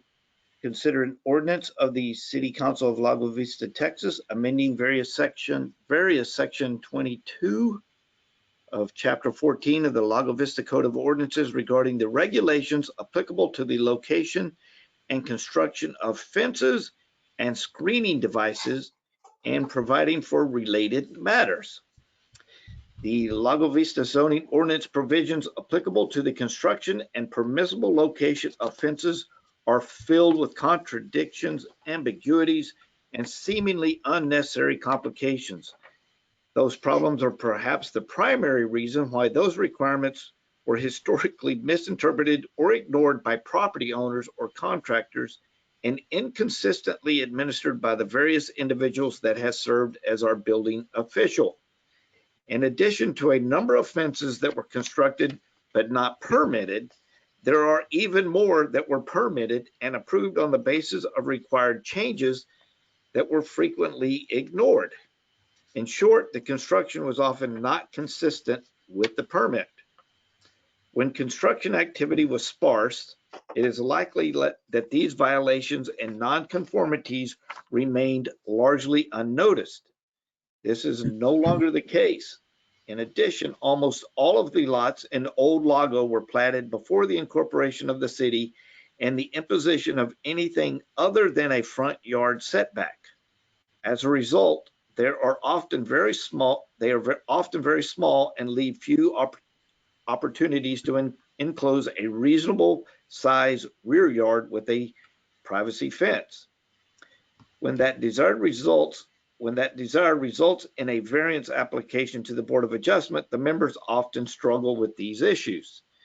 As a result, members of the Planning and Zoning Commission, in collaboration with the staff, began to research all the fence ordinances employed in neighboring jurisdictions. We use those as a basis for simplifying the existing ordinance and to determine where our ordinances might be more strict than other jurisdictions. We then added language to cover the unusual circumstances that we have encountered in recent years regarding both permit applications and variance applications. Both the staff and the Planning and Zoning Commission are of the belief that this amendment will yield results that are more consistent with the expectations of applicants and their neighbors. The commission members unanimously recommended adoption of the amendment at their July 8th, 2021 regular meeting. 5 of the 7 members were present. Impact if approved, the Planning and Zoning Commission believes this amendment will simplify and clarify the requirements for fences, eliminate apparent contradictory regulations, and yield outcomes that are more consistent with the expectations of property owners and other members of the community. It is also believed that related zoning variance applications, a procedure largely subsidized by the local taxpayers under the current fee structure, will be significantly reduced. The impact, if denied, of course, is the existing ordinance will remain applicable. And oh my gosh, I can't say that I have any questions on this. So I will go ahead and open the public hearing at 11 p.m. And staff, do you have anything that you would like to add to this? Maybe, I don't know, give a little more detail. For the record, Mayor, did you say 11 p.m. or 8:11 p.m.? 8:11 p.m. It's not that late yet. All right. Well, not getting anything from staff. So, Mr. Weatherly, questions, comments? The only thing I would say is, boy, do we need this. Anybody that has gone through the hassle of trying to get a fence in appropriately in our community and do something that fits our code has had to go through this mess, realizes that this really needed to be rewritten. Now, it's been several years ago since I put my fence in, but when I added a lot and then tried to join fences, and it was a mess. So I am very much in favor of this new ordinance. This is one that I could even read through and make sense out of everything that was said. So I think this is a vast, vast improvement over what we had. All right, Councilor Marion. Thank you, Mayor. I will second what Councilor Weatherly just said. But I have really just a clarifying question on something that I was just having a hard time picturing in my head as I was reading it. And I'm hoping that maybe someone on staff can help me figure this out or make sense of it. I have to use a visual aid. I apologize in advance because it's the only way I can explain this.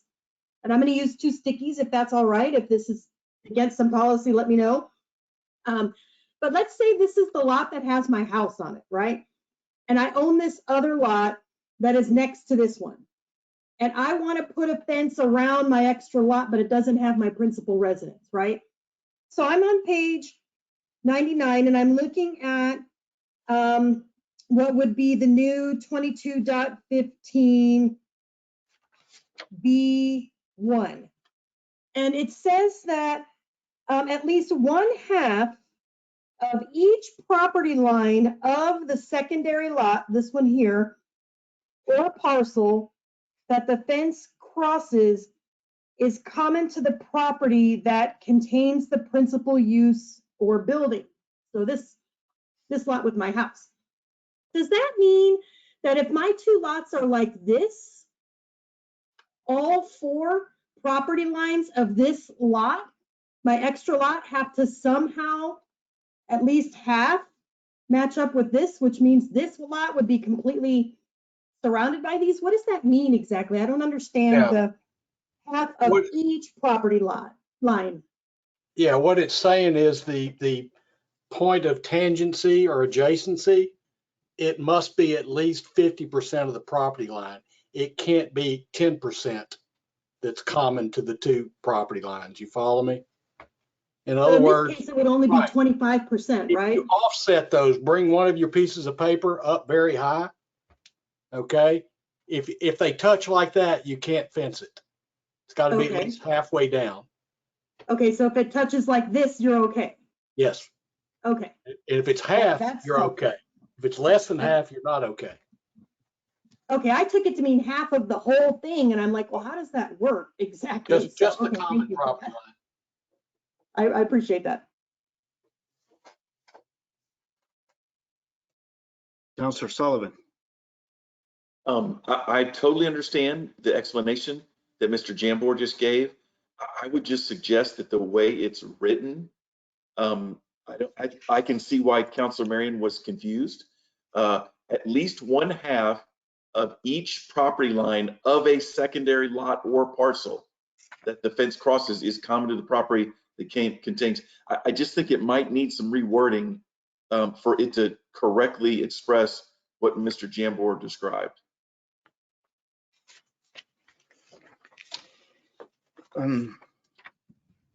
How would you word it? Something to the effect of at least 1/2 of the adjacent property line of the secondary lot to the primary has to be, 50%. Yeah, the word common needs to be earlier in the sentence. Yes. Yep, I agree. That would make it read better. Okay. All right. Anybody else? Councilor Prince. There was a discussion that I had with Mr. Jambor about the way height is measured on sloping properties. And it's in the language, and this is in, I believe it's in section 22.30A. If the fence is on top of a wall, then it's measured on the low side, and if the fence is not on top of a wall, it's measured on the high side. So that's a discrepancy that he acknowledged when I raised that. So I think when we make a motion, we need to clarify that. And my proposal that whether there's a wall under the fence or not, it needs to be in both cases needs to be measured consistently, and I would propose from the high side. Okay. So when we make a motion, I think that I would propose that needs to be included in that. Okay, so see the higher. Where's the lower? It's in the same paragraph. It's in the second part of the same paragraph. That was. Oh, okay, I see it. Yeah, those were 2 separate discussions, and nobody noticed that there was a discrepancy, and it slipped through. And I don't even remember what was intended. Yeah. All right. This was a pretty laborious chore. Yeah, no doubt. Somebody needs to buy Mr. Monahan lunch. He probably got at least 200 emails from me one weekend while we argued through this thing. Councilor Davila. Yes, thank you, Mayor. Roy, I would just have one question about the part of the two lots that are adjoining that we were talking about earlier, if we describe that as the tangent property lines, would that be a little more clear? Probably. That's Yes, a because little tangent easier to means that they're understand. present. Yeah, and that's one of those cases where it was language from the old ordinance, and I knew it was bad, and I just tried to fix it with a minimal effort and didn't really think about it hard enough. Yeah. Councilor Prince. Geometry speak here. I should have prefaced my previous comment about the small typo that I found with a hallelujah. This is such a great improvement. Thank you, Roy and Tom Monahan. And I agree with Mr. Weatherly. This is just so much better. So great stuff. And I recognize that us finding these little tiny typos are, I suppose, what we need to do. But overall, fantastic stuff here. So I'm highly supportive. All right.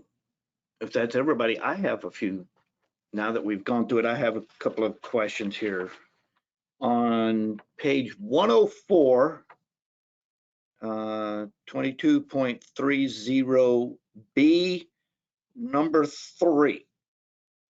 It says a solid or decorative open fence may be constructed to a maximum of 8 feet in height if the fence is located on or within the building setback lines, and the maximum length of any section not interrupted by a building and facing a public right-of-way is 15 feet. I can't picture that. Can somebody just help me? Yeah, what it's referring to is when the front yard of your house, when it's a typical lot size, has 2 side yards. Some of our lots in Lago Vista have side yards, between the house and the property line that might be 40 or 50 feet.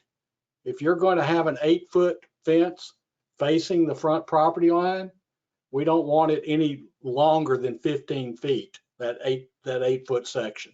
All right. That's what we're trying to limit. If you've got 50 feet, you can't have an 8-foot fence there. Okay. All right. On page 103, H,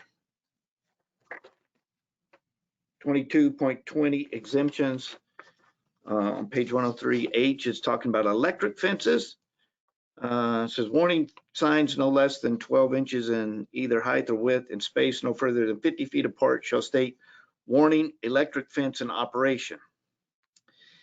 Does that include inside your backyard with the 6-foot privacy fence that your dog has a tendency to dig under, and so you put a electric fence? Do you have to put signs up inside your backyard?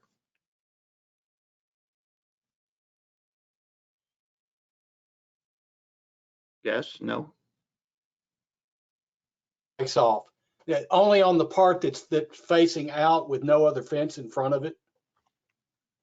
Okay. The idea is to warn somebody that can touch that fence. Okay. So if it's in the backyard and nobody can see it or anything, then you don't have to put the sign. That is correct. All right. Let's see. This is not a big deal, but I just have a question. Page 102, prohibited materials. Roll or corrugated metal panels.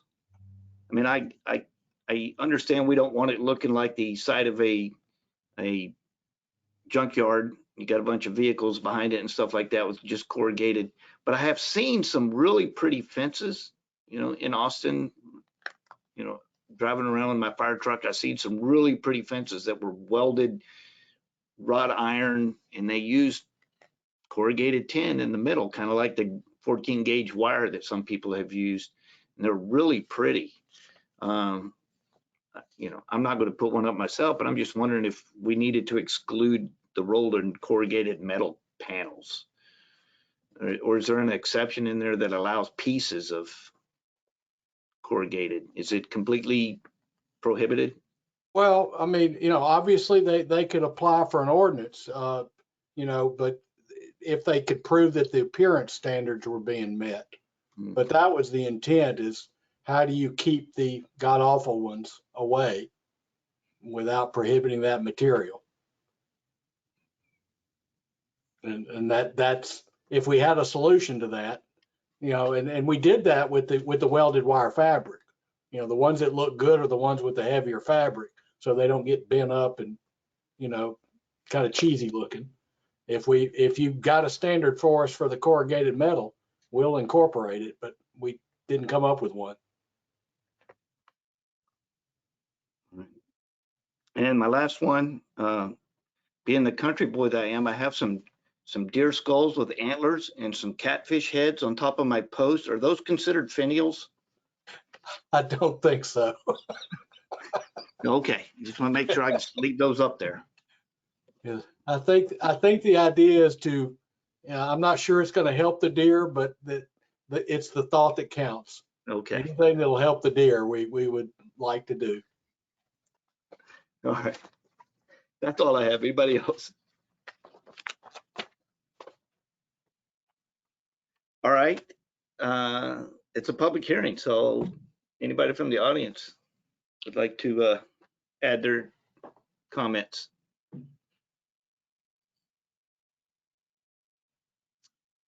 I don't see any green lights or any hands, so we're going to go back, and I'm going to go ahead and close the public hearing at 8:24 p.m.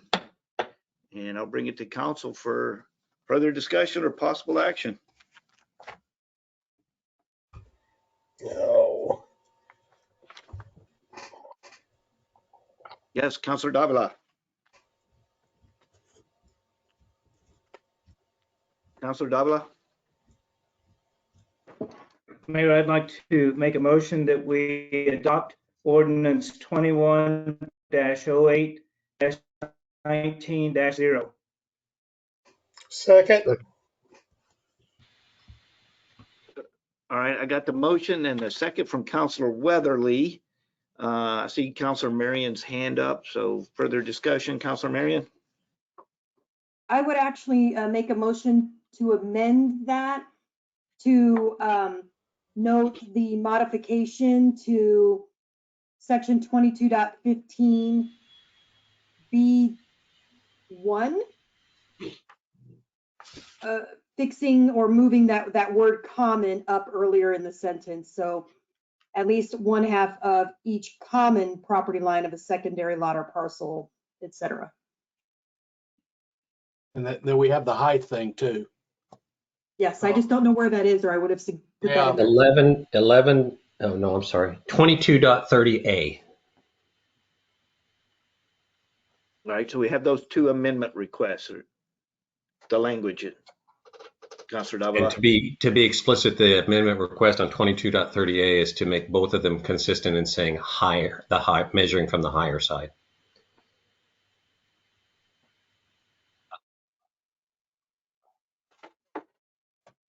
I will accept those amendments. I'll go along with those. All right, so the amendment has been agreed upon by the motion maker and the second. Any further discussion? All right, all those in favor say aye. Aye. Aye. All those opposed, nay. Aye. Hearing none, the motion carries unanimous. And we go to, what number are we on? 7? All right, the Lago Vista City Council is holding a public hearing to consider an ordinance of the City Council of Lago Vista, Texas, amending sections 4.55 and 4.80 of Chapter 14 of the Lago Vista Code of Ordinances regarding the use regulations and physical restrictions applicable to the C4 and RRA zoning districts and providing for related matters. Over the course of our soon-to-be ending tenure managing the aviation department, the development services staff became aware of some anomalies involving requirements within the 2 airport-related zoning districts. Those districts are the C4 commercial airport and the RRA restricted single-family with aircraft zoning districts. It first came to their attention that existing property in one of these districts did not have platted access to either a taxiway or a taxiway easement when the owner of a property in the RRA district asked us to pave a non-existent taxiway for his hangar. Later, a group of property owners with hangars in the C4 district asked the public works staff to repair the paving on their property that provided their access to the taxiway. Apparently, they had not previously been made aware that this was not a city-owned taxiway. While that property was platted as an easement, most of these lots were not immediately adjacent to airport property as required by the ordinance. Another property owner had mistakenly assumed that they could construct additional hangar space that would depend on the use of a piece of city-owned drainage easement to access a taxiway. While the lack of properly platted taxiway easements is a separate problem that the TxDOT aviation staff urged us to address with grant funding assistance, it also made us aware that certain provisions in the current zoning had been long overlooked. As written, the zoning requirements did not ensure that any hangar on C4 or RRA property had appropriate access to a taxiway. However, the comprehensive plan and the subsequent airport action plan both encourage the development of additional airport-related uses, including possible future taxiway easements and rerouting of existing public streets to accommodate them. The staff is of the opinion that the private sector will more likely be willing to partner with the city in that type of effort if a future zoning change is not required. This ordinance amendment will allow that flexibility in both the C4 and RRA districts by simply precluding hangars except when immediately adjacent to a platted taxiway or taxiway easement. The Planning and Zoning Commission unanimously recommended this change as part of their consideration of case 21-1859-R-REZ, which appears on this same City Council agenda as 2 distinct potential zoning district changes. All 7 members were in attendance at that meeting on June 24th, 2021.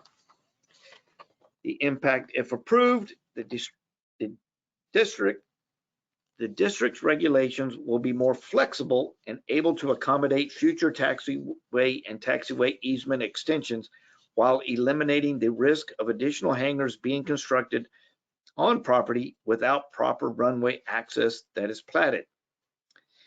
If denied, the zoning district changes recently recommended by the P&Z Commission for the property east of the airport and north of Rawhide Trail will not be possible as none of that property currently has access to a taxiway or taxiway easement.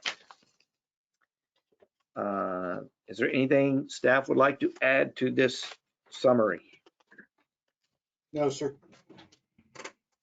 All right, I will open the public hearing at 8:32 p.m. And I will open it up to council for questions and comments.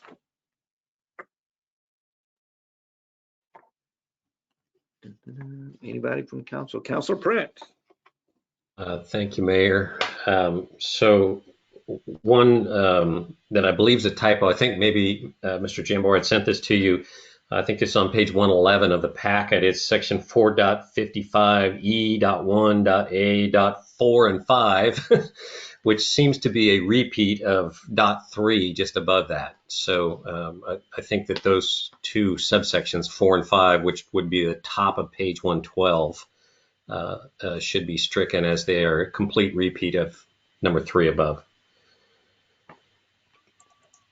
We don't need to discuss my typing skills. It's well known. Yeah, that's fine. Just for the record, we'll strike that. And then I do, and I know, Mr. Jambor, you and I had a little bit of a conversation about this. I find it a little confusing that in the table of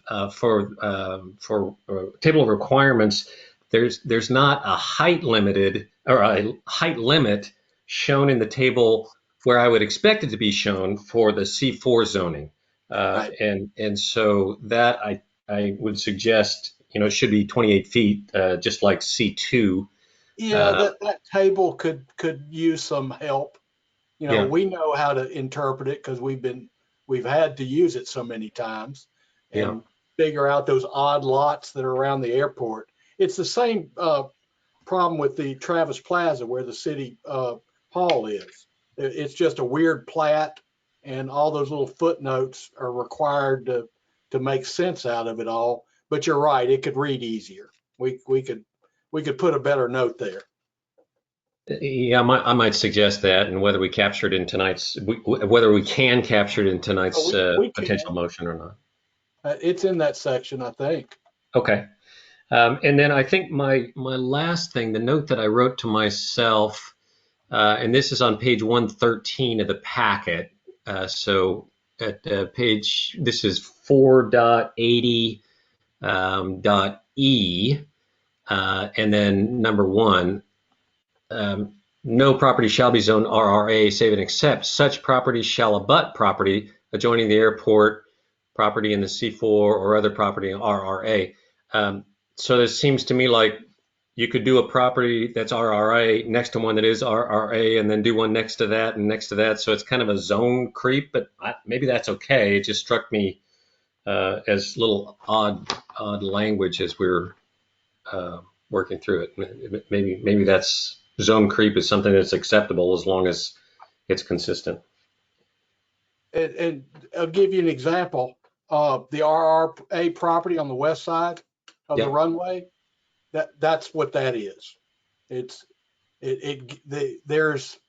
could have taxiway access if they plat it, but it would get it by virtue of the fact that it's adjacent to existing C4 property. I see. So if you stacked that property as deep as you wanted to, and there's actually a subdivision on the east side of the airport where they took a C4 lot and split it into a bunch of pieces, it's the same thing. It now depends on adjacency to other C4 property to get its access. So it's validating that which already exists. Okay. All right. Other than those small notes there, I'm great with this. It looks good. Councilor Sullivan? Thank you, Mayor. So I think the question I have, I want to piggyback on what Councilor Prince was just talking about, the stacking that you can do with this ordinance based on what was written. But what I want to ask Mr. Jambor, and I think you and I clarified this when we chatted, you begin to lose the desire to zone as RRA when you no longer have access to a taxiway or taxiway easement. I mean, you can't put a hanger on those that don't. And so when you stack and you don't have access to a runway, well, it's kind of a moot point. You really don't need to make that change because you're not going to be able to use it with a hanger anyway, right? That's correct. And that's kind of what we're trying to do, is make sure people don't contrive access to the taxiway the way they are now and say, no, you've got to plat this correctly. If there's an obstruction, you've got to move it, no more dodging and, that sort of thing, the kind of thing that they're doing now. Right. Yeah. And I think it's going to come up a little bit more in our next 2 items as far as the ones where you're trying to do the rezoning. But it just appears as if we're getting to the point where we're going to change some zoning, and there's some lots there that have no chance to have access to a taxiway, and that's just confusing. But we'll talk about that when we get to those.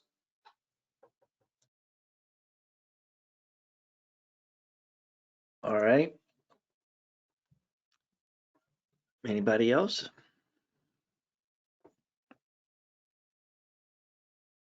Okay, if that's it for council, it's a public hearing, so I will open it up to the audience. All right, I am not seeing any green lights or hands, so I will go ahead and close the public hearing at 8:38 p.m. And I'll bring it back to council for discussion or action.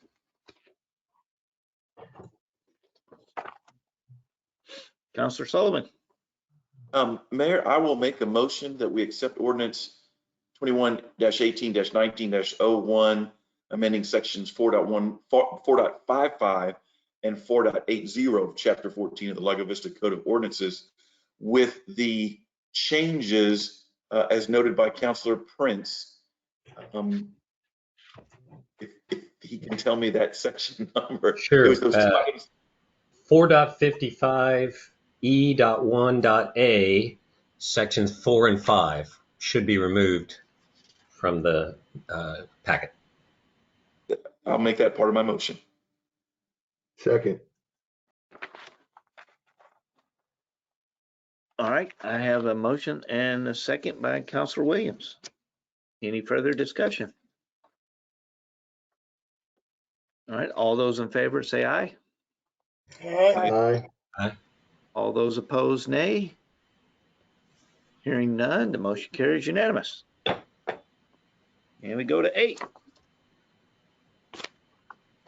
All right, the Lago Vista City Council is holding a public hearing to consider an ordinance of the City Council of Lago Vista, Texas, amending the official zoning map by changing lots 15,045 through 15,083, lot 15,084, and approximately 0.0368 acres of abstract 2540 of the FF Fabian Survey 92, lots 15,085 through 15,099, lots 15,130 through 15,140, lots 15,143 through 15,150, lots 15,153 through 15,163 of Bar Cave Ranches, Section 15-A, from the Light Industrial Zoning District to the C4 Commercial Airport Zoning District, and providing for related matters. So following this cover sheet and summary is the attached staff land use report specifically prepared for the City Council for considering this application.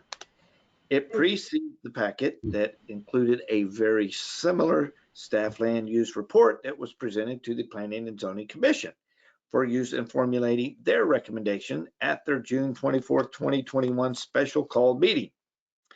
That recommendation was a part of their consideration of an application that was initiated by the city pursuant to the request of the Airport Advisory Board. However, that request was primarily focused on the existing light industrial property immediately east of the Lago Vista Rusty Allen Airport that was changed from the R1B single-family residential zoning district pursuant to a city application in December of 2016. At the request of other nearby property owners and potential purchasers of that property, that city application was expanded to include the remaining R1B property east of the airport and north of Rawhide Trail. For clarity, both potential ordinances are included in on this agenda as separate items, although much of the packet is identical. The Planning and Zoning Commission, with all 7 members in attendance, unanimously recommended approval of the zoning district change contingent upon a potential text amendment to the zoning ordinance that would preclude hangars on C4 property without direct access to a platted taxiway or taxiway easement at all hangar door locations. By providing the flexibility of future taxiway access, the Planning and Zoning Commission members felt that this change was more consistent with the original intent. In addition, it precluded a number of inappropriate uses allowed in the light industrial district that would not be compatible with the desired airport-related development, excuse me, or the remaining adjacent and nearby residential property. I believe we have just amended that text that this was contingent upon. So, impact if approved, the inappropriate uses allowed in the light industrial district would be precluded after adoption of the recommended ordinance. Existing uses that were legally established under the authority of the previous light industrial district would enjoy non-conforming rights until abandoned or discontinued.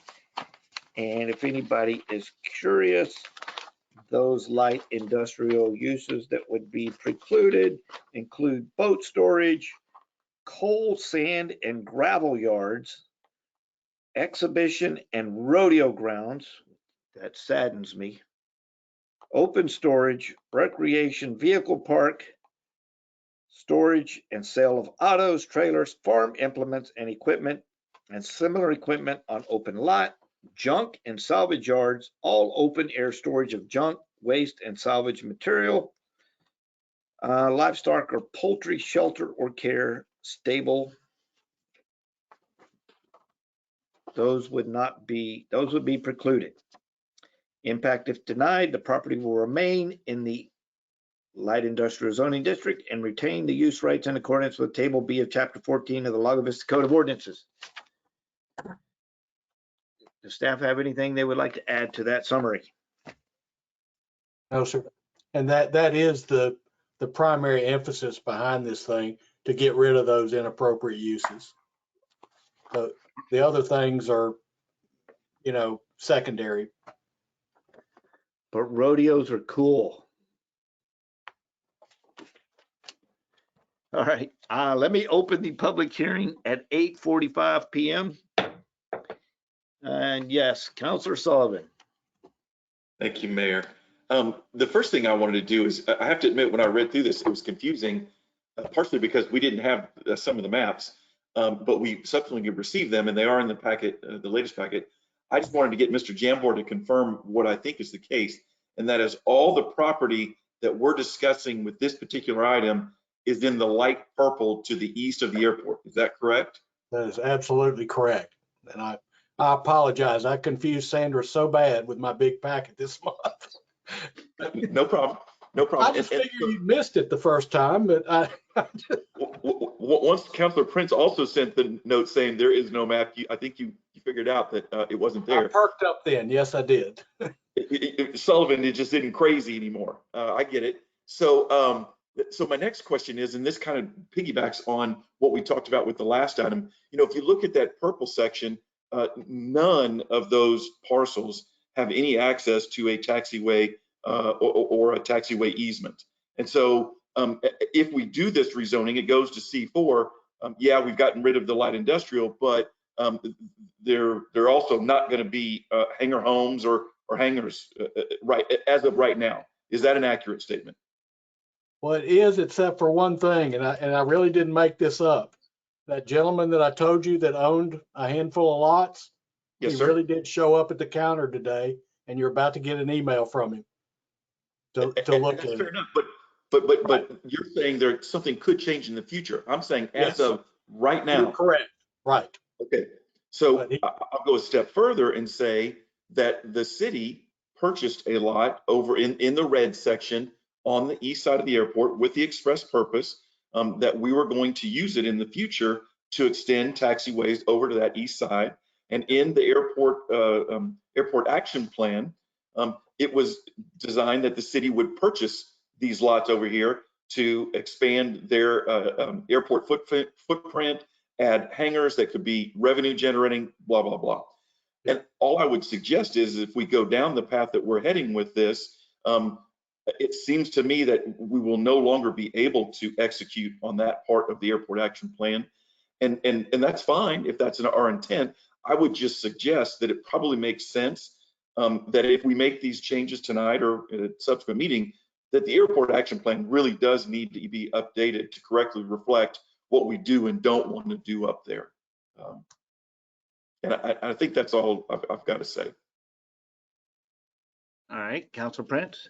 I have some other comments, but I want to ask Mr. Sullivan to clarify. I didn't follow why, if this changes from light industrial to C4, why that would make it impossible to extend runway or extend taxiway over to these properties?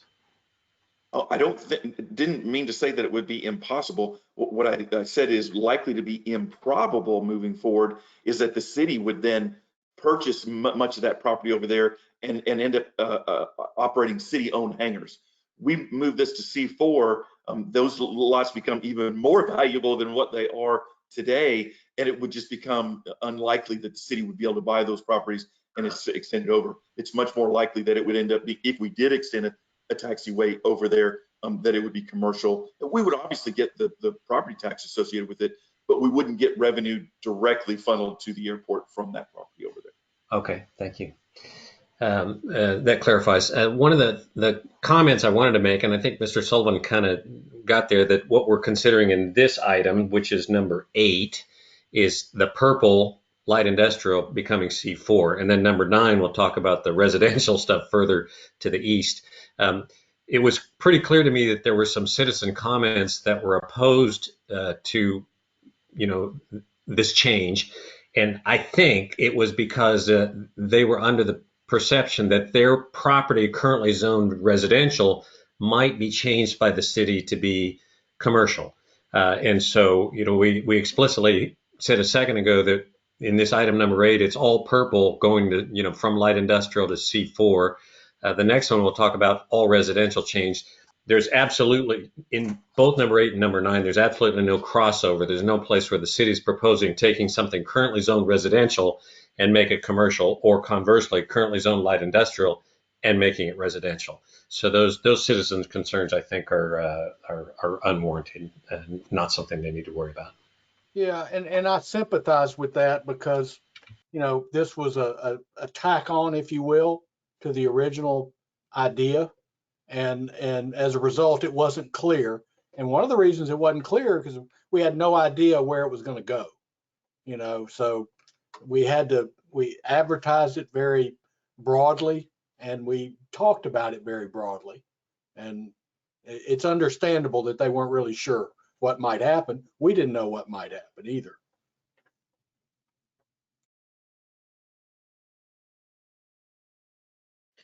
All right, anybody else?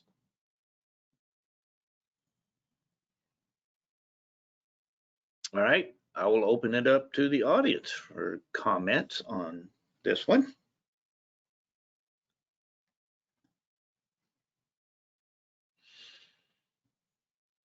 All right, I don't see any green lights or hands up. So I'll go ahead and close the public hearing at 8:51 p.m. And I'll bring it back to council. Discussion or possible action. Councilor Sullivan. Thank you, Mayor. I'll make a motion that we accept ordinance number 21-08-19-0, amending the official zoning map for the light industrial lots up on the east side of the airport to C4. Second. All right, I have the motion, and I believe Councilor Weatherly got the second in this time. Any further discussion? I see Councilor Davila's hand up. Mayor, that ordinance number, I believe, is 21-08-19-02.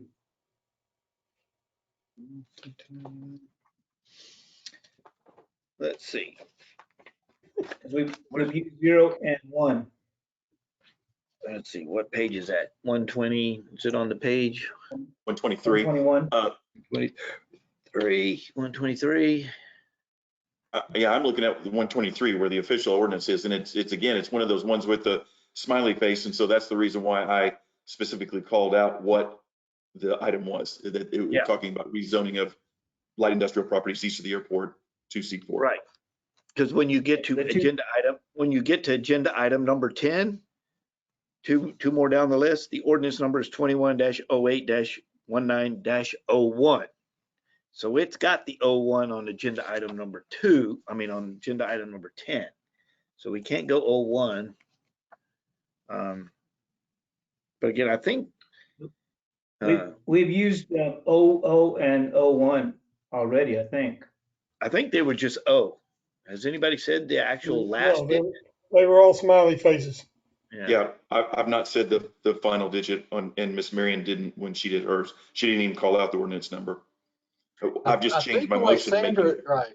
Sandra explains it to me. She just does those in the order y'all pass them after it's all over. Yep, yeah, fair enough. And so I think I'm doing it according to what Ms. Silvera, the feedback she gave, in calling out what exactly it is we're talking about, so that there's no confusion. That's correct.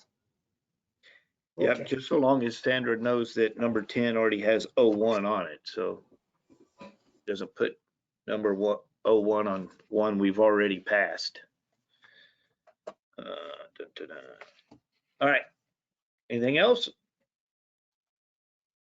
Mm. All right. All those in favor say aye. Aye. Aye. All those opposed, nay.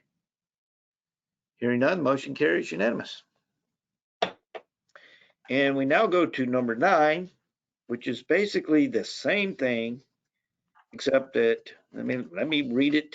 Let me read the subject. Lago Vista City Council is holding a public hearing to consider an ordinance of the City Council of Lago Vista, Texas, amending the official zoning map by changing lots 15001 to 15013 and approximately 0.3561 acres of abstract 2540 of the FF Fabian Survey 92, lots 15014 through 15034, lot 15035A, lot 15036, lots 15039 through 15044 of Barcade Ranches, Section 15A from the R1B Single Family Residential Zoning District to the RRA Restricted Family with Aircraft Zoning District, providing for related matters.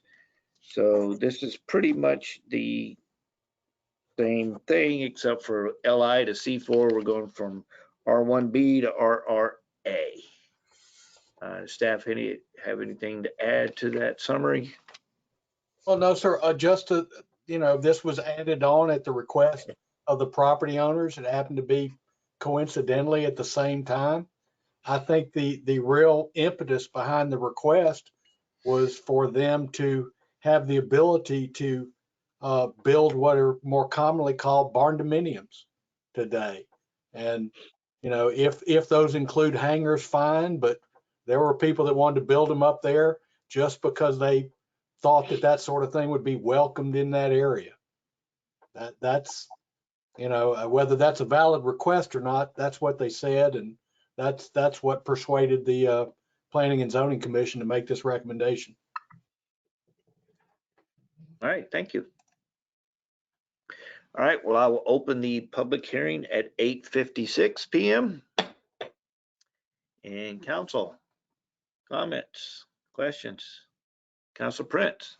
One just observation, if I've got this right, and Mr. Jambo, you can confirm that the two biggest changes that I saw going from R1B to RRA are, number one, the minimum square footage is increased quite a bit, going to RRA to 1,800 square feet. And then secondly, the by right height they can build to is increased quite a bit to 28 feet. So that probably means two-story homes could be built here where they couldn't before without asking for a variance. So probably that means on average homes that will be built here will be higher value homes, and it probably makes the property more valuable, which is why property owners are generally in favor of it. And as Mr. Sullivan pointed out earlier, the fact that they might be able to build a hangar on this property probably is not a great motivation, because there's not likely to be any taxaway to these properties for quite a long time, if ever. I think it's more about bigger homes and taller homes and development possibly happening up in that area, which I'm in favor of. But I just want to point out those. I think that's the big change here. All right, thank you. Councilor Sullivan. Yeah, I was just going to ask Mr. Jambor, I'm going to piggyback on what Councilor Prince just said. The chance that there's going to be a taxiway extended over there is really pretty darn slim, given the topography over there. Would you agree with that?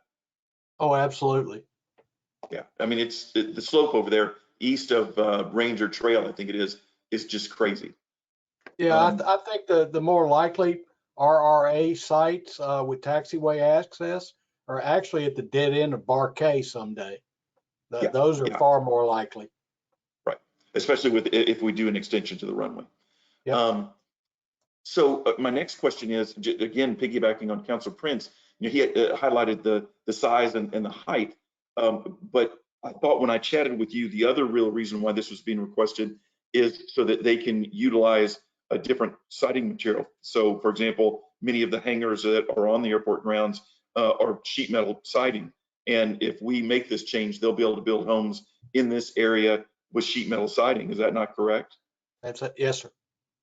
And that was in fact the impetus that they were. Yeah.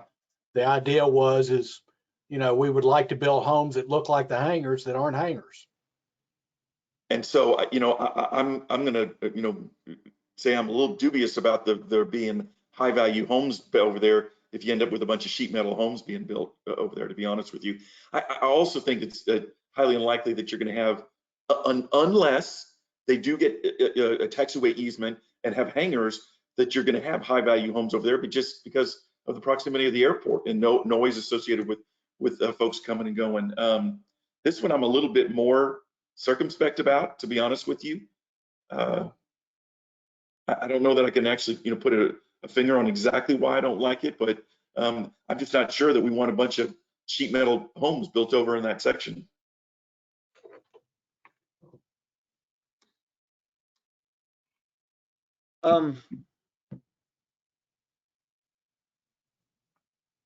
Well, I think this was addressed. It's going to be my question, and maybe this is it. House Bill 2439 currently prohibits us from enforcing those requirements. Exemptions for smaller cities have been proposed and might eventually, but I don't think we can enforce the fact that they would have the metal siding like the hangars. I don't think we can enforce that. So whether that's impetus or not, we're House Bill, all of our masonry requirements and stuff that we had to get rid of because of that House Bill. I think it was more the idea that the request of the property owners is that they figured they would be more welcome there than they would other places with that style of home. They figured since everything, there was a lot of that in the area already, that they would feel more comfortable up there. And there were, I mean, we're getting to be surprised how many people aren't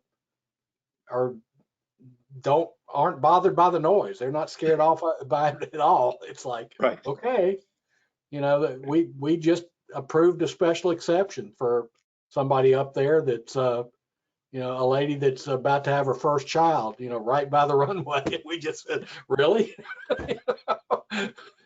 And she said, yep. Well, then I will just, one last comment.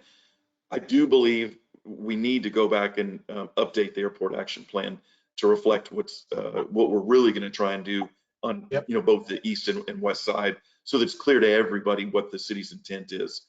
Absolutely. And you and I talked about how to, using the model that we use for the comp plan. There's no reason why we shouldn't be doing that. Right. And let's be clear, it's to make things clear amongst city staff and residents and so forth and council, but it's also to be very clear that we're communicating to TxDOT and at the FAA what our intentions are up at the airport, because it's my understanding your plan needs to correctly reflect what your intentions are, and those updated plans need to be at TxDOT Aviation to make sure that you're valid to receive funds. If your plan gets so out of date that it doesn't in any way reflect what you're attempting to do, they could withhold funds for that reason.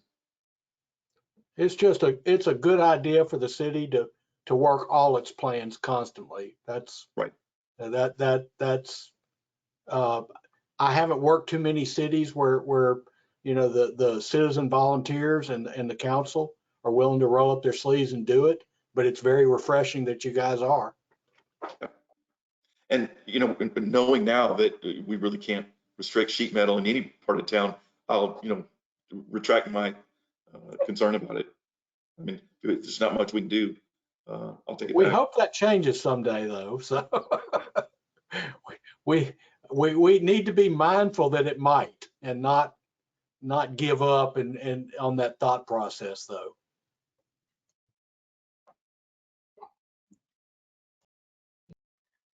And I don't know why it's in the packet, but the list for L1 uses was included in this one too. And maybe it was just Roy trying to tell me I still can't have a rodeo arena in the RRA section either. Just in case you forgot, yes. All right, is that it, Councilor Britt? Well, one question: are we using RRA already for other locations in the city, Mr. Jambor?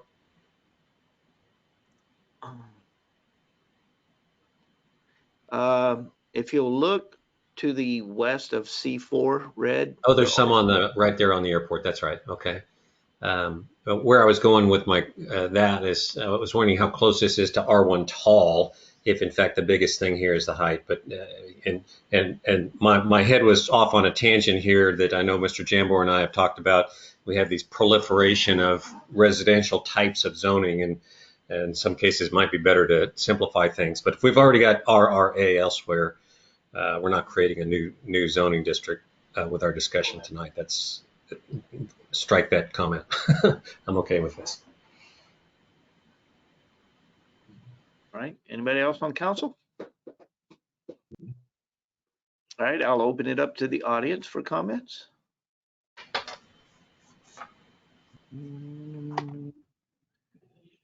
All right, I'm not seeing any green dots or hands, so I'll go ahead and close the public hearing at 9:05 p.m. And I'll bring it back to council. Discussion or action? Action. Councilor Sullivan. Mayor, I make a motion that we approve ordinance number 21-08-19-0, in which we are rezoning the lots east of the airport from R-1B to RRA. Second. You should do it. All right, I got the motion, Councilor Sullivan, and Councilor Williams got the second. Any further discussion? All right, all those in favor say aye. Aye. Aye. All those opposed, nay. Hearing none, motion carries unanimous. And we now move, we're out of public hearings and we're now into action items. We are on number 10. Good deal. Discussion, consideration, and possible action regarding ordinance number 21-08-19-01, an ordinance of the City Council of the City of Lago Vista, Texas, pursuant to Vernon's Texas Codes Annotated Local Government Code, Chapter 102, Section 102.007B, providing for amendments to ordinance number 20-09-17-02 for the fiscal year beginning October 1, 2020 and ending September 30, 2021.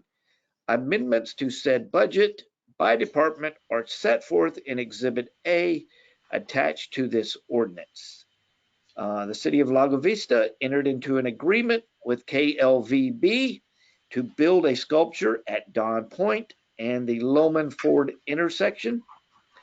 The agreement was to build a sculpture and masonry wall and have KLVB landscape the point from the curb to the front of the masonry wall. The sculpture is complete and KLVB has started their landscaping. The final part will be the construction of the wall. 2 bids were obtained, one from Stone and Lawn for $5,600 for a sandstone version and $5,100 for limestone. The second bid was from Highland Lakes Outdoor Living for $7,977 for a charcoal looters stone wall. Staff and KLVB prefer the charcoal looter stone because of its durability, texture, gives a timeless classic finish. Impact if approved, the masonry wall will be built at Don Point to enhance the sculpture and landscaping. And if not, there will be no wall built. Funding, this amendment, the funding of the request for 7977 comes from the general fund, but is actually accumulated interest. So this is coming from interest that has been accumulated. Mr. Chris Mobley, do you have anything you would like to add?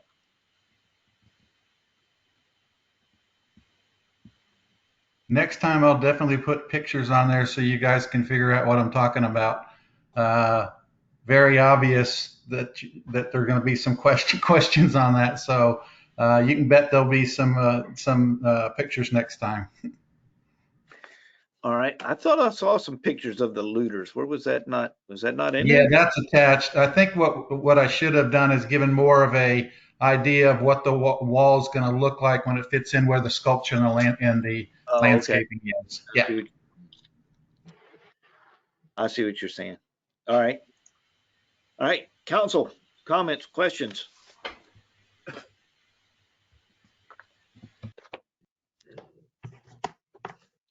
Mayor, I would just say that I'm all for this. I think it's going to enhance the look of a main artery and entryway into the Lago Vista. And anyway, I'm all in favor of it. Thank you. Yeah, I'm in favor of it too. I would just like to see the wall, what it's going to look like. Councilor Prince. I sent a note to, and I copied Mr. Sullivan because he's the lead liaison, I think, at least informal, if not formal, to KLVB for us. But Dan Sellers sent a picture back, which I think maybe what Mr. Mobley is referring to. So his pencil sketch, which I think he did maybe a year ago, and was part of the original concept design.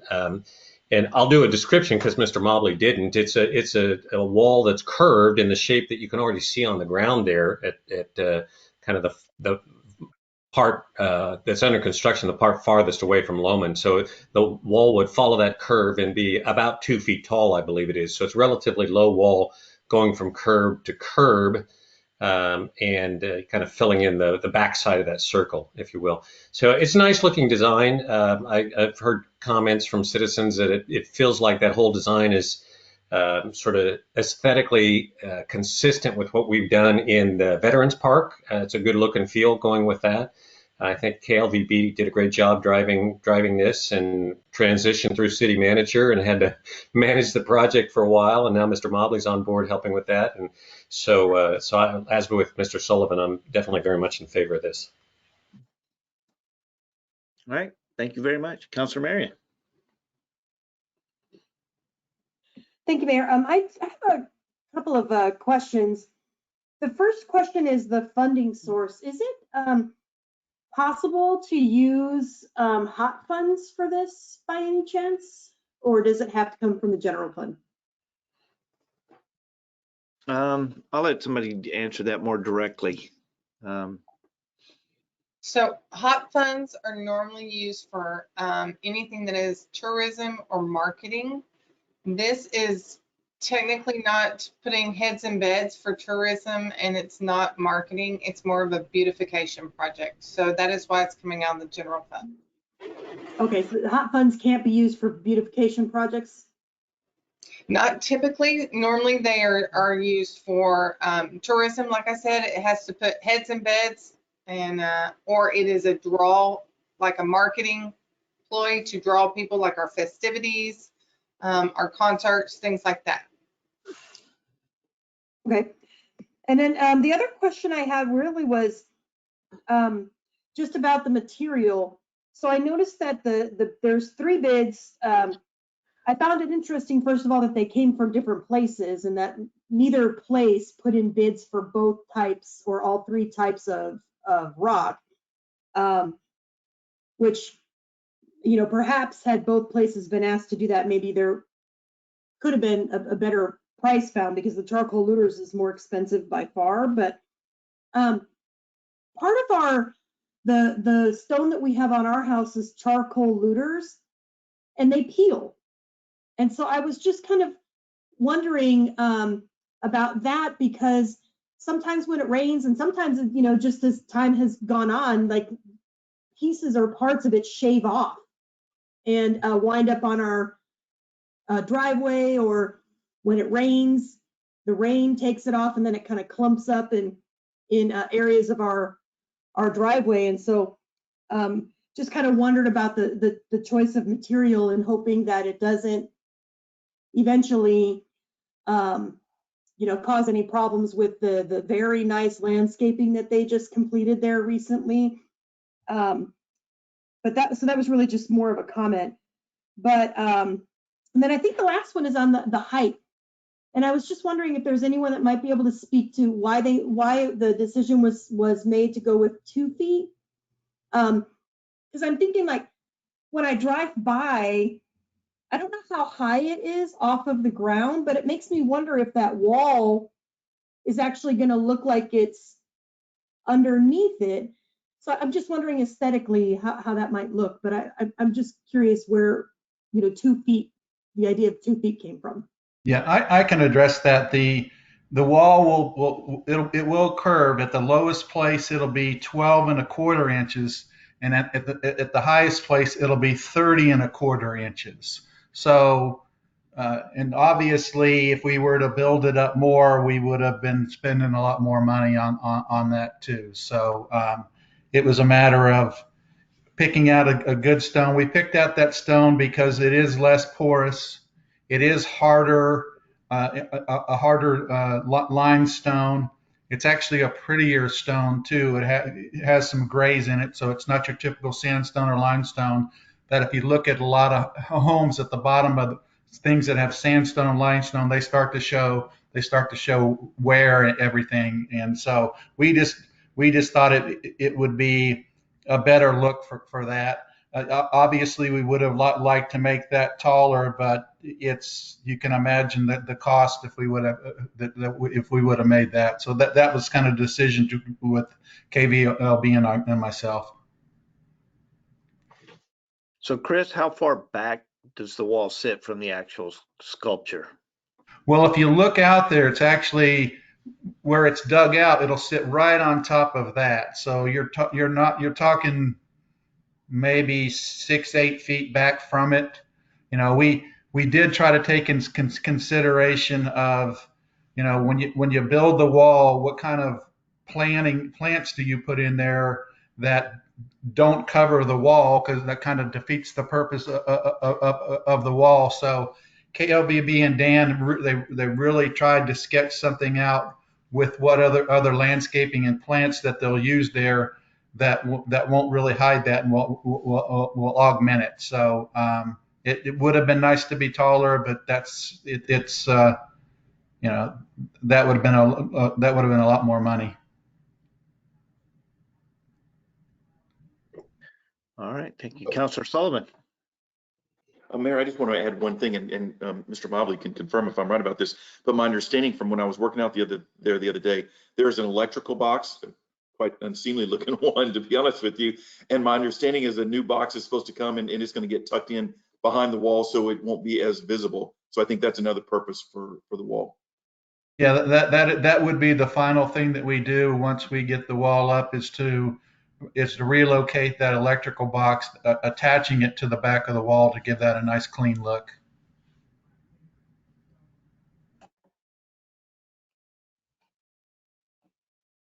Yes, Councilor Williams. So Chris, are they going to use like ground cover in front of that wall so it doesn't grow up? Yeah,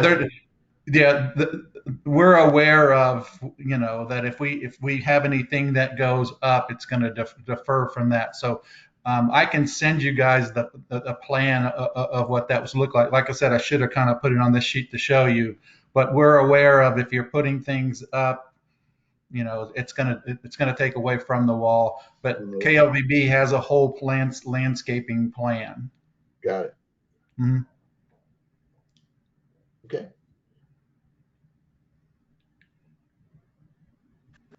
All right. Anybody else, council?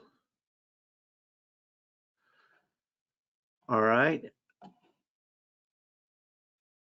I did not have anybody fill out a card to speak on this, but since we're doing it over online, is there anybody in the audience who would like to make a comment on the wall, the stone?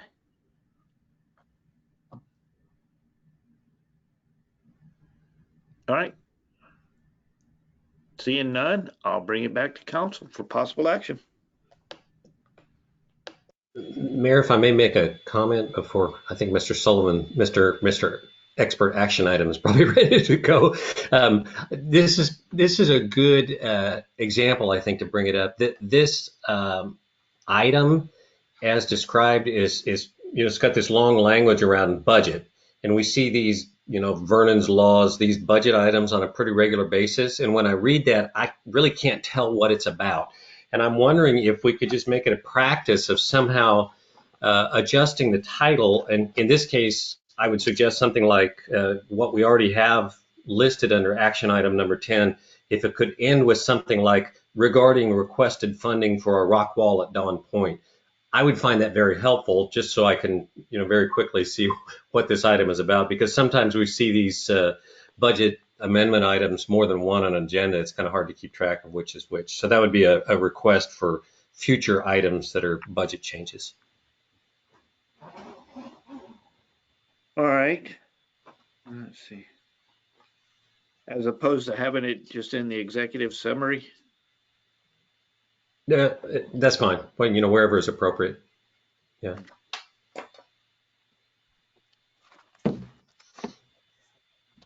All right. I'm sorry, I guess I should say, if it's in the agenda, if it takes the full packet to understand what it's talking about, if it's just in the agenda packet, I would find that helpful. I see what you're saying now. Yeah. I see what you're saying. All right. Anybody else? All right. Councilor Sullivan. Thank you, Mayor. I'll make a motion that we approve ordinance number 21-08-19-01, which is an ordinance to enact a budget amendment as documented in Exhibit A, the stone wall at Dawn Point. Second. All right. I have the motion and the second with Councilor Williams. Any further discussion? All those in favor say aye. Aye. Aye. All those opposed, nay. Hearing none, the motion carries unanimous. And we've done 11, so we go to 12. Discussion, consideration, and possible action on the contract award for Sunset Park bathroom facility. Authorize the city manager to execute the contract. So city staff has been working on a plan to install bathrooms to the Sunset Park and have fine-tuned a design and received a by-board quote for the Sunset Park bathroom facility project. The proposed improvements consist of installing a prefabricated bathroom with 2 unisex usages and solar lighting bid option. City staff directed supplier to omit the previous maintenance bay and covered patio to reduce the cost, but to add additional bathroom space. See attached schematic for reference. Some images in the exhibit are of a nearby project, but are applicable to us. This item was previously presented to the City Council at the March 18th meeting, which at the time Council directed staff to change course on the park overall. Staff worked with Texas Parks and Wildlife Department on a grant amendment approval, which was then granted. Staff has also been working with LCRA on a septic system, which we recently received the permit for. Bids, Coreworth, or its affiliate Restroom Facilities Limited, submitted to the city a qualified quote in the amount of $204,957, which includes solar power lighting. Council was informed at the last meeting this item came up that power from PEC for this location is too costly for our current needs. The city has budgeted $1.36 million for phase 2 of the park budget, line item 40-580-8243. The bulk of those funds have not been spent. City staff has determined that this company has constructed many similar projects around Central Texas area, including and most recently at Arkansas Bend Park. Staff is proposing using park fund projects to construct the project. Should council approve this project, the funds will be set aside for this project. No additional funding will need to be approved for the fiscal year 22. The city has other expenses for this project, such as septic, ADA ramp, underground utilities, building pad, etc., estimated at around $45,000. Recommendation: staff recommends approval of the contract. Is there anything staff? Let's see. If approved, the approval will begin with contractual paperwork process for this project. Once city staff has completed the paperwork, city manager will sign. Staff will arrange for the project to start construction. Impact if denied, the project will not be constructed, and we'll probably go a couple of fiscal years before it gets constructed. Does staff have anything they would like to add to this summary? I would, there was a question in regards to one of the other neighboring communities that actually has some portalets at, I want to say it's Jonestown, at one of their parks. And this came up apparently at some former council meetings. So I wanted to address why we were not considering those. One is the electricity. So those portalets at that Jonestown Park actually have to have electricity, which it was just stated that that's hard to do. Two is that even though they are able to have portalets and they can get 4 to 5 stalls, they are actually having to pay about $45,000 to $47,000 just to lease them, and then they have to pay for sewer for them to be cleaned, which we will have this actually tied into our sewer. Most of that work will be done by our own public works department. The other thing is those are not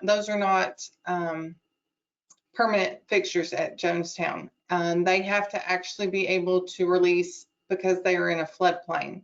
So if for some reason that they had a flood, those need to be able to come away from where they're at right now. Due to the expenses of not only the leasing, but also to the maintenance of those, in 2 years with our structure being permanent, it would pay for itself as opposed to a continual payment in regards to just having portalets out there for rental. All right. Thank you.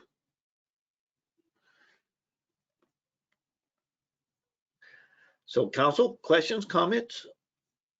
Council Prince? The reason I think, Ms. Levinka, that the portalets was raised was that the mayor of Jonestown had indicated they were able to use hot funds to pay for that. So that seemed, an attractive option. But you just laid out why, for other reasons, why it's not practical for us, independent of where the funding comes from. My one question that I have is, if we approve this today, there's a note in here about approximately $45,000 in other things that need to be spent. Will we need to have another council discussion on those items, or is that something that the city staff can just take care of and get this done? I'm hoping we can, if we approve this tonight, it just becomes a project that gets executed and we don't have to have yet another discussion. We've talked about these park bathrooms enough. I think we need to hopefully be done with it tonight. You're correct. That is a as close of an estimate, so I think we can get this done. A lot of that work will be done by Public Works. That is either materials that they need to prepare that site, or anything else that they would need as far as rental to make sure that they have the tools to get it done.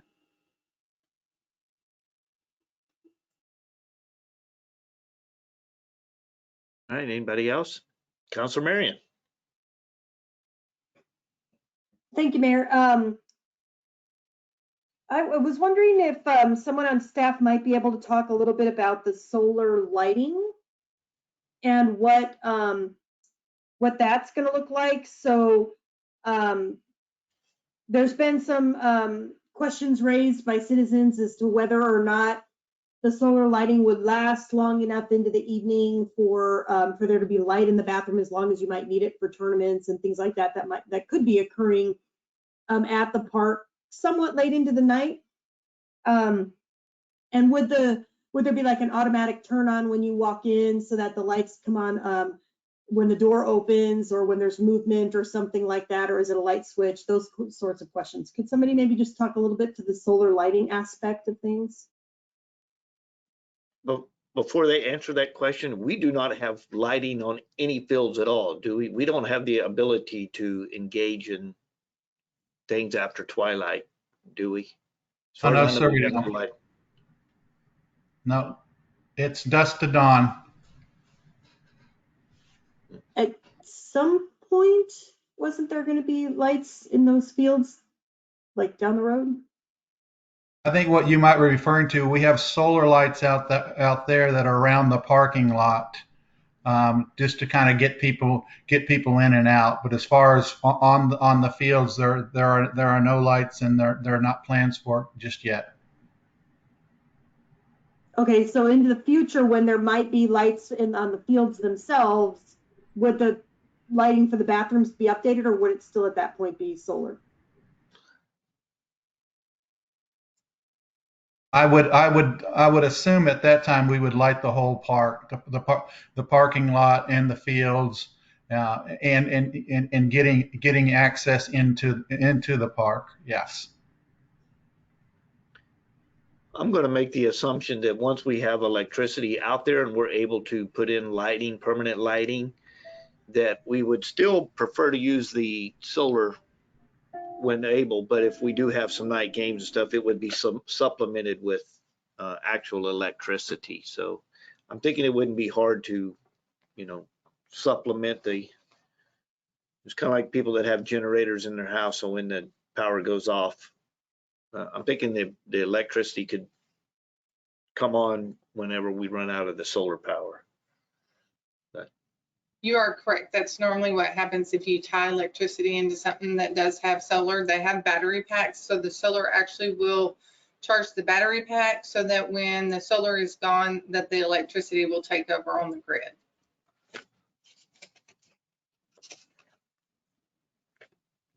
Yes, Councilor Sullivan.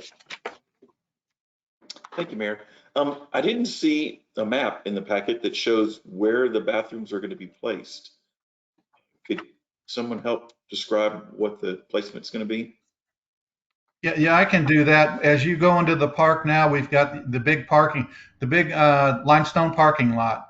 They'll be right at the edge of that. It was graded in phase 1, and then we had it in, and then we took it out. So it's already graded. The bathrooms would be as you're going down the DG trail. That's where the bathroom would be, and up on the high point, and then the proposed place for the playground would be right next to there. It's already been graded, and it's a flat piece. So I'm not sure I completely understand. So I'm going to describe it in a way I can understand.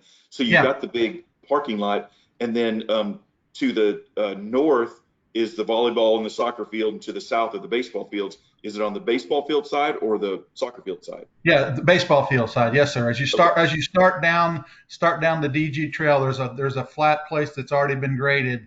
That's where the restroom would go, and then a plan for the playground would be right next to there. So it's all on that top level where the parking lot is. Great, thank you. Mm-hmm.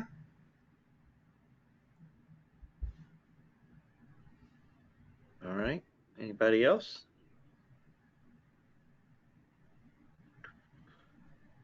All right, that's everything from council. I'll open it up to the citizens. I again did not have anybody sign up to speak on this, but I will allow anybody if they have any comments.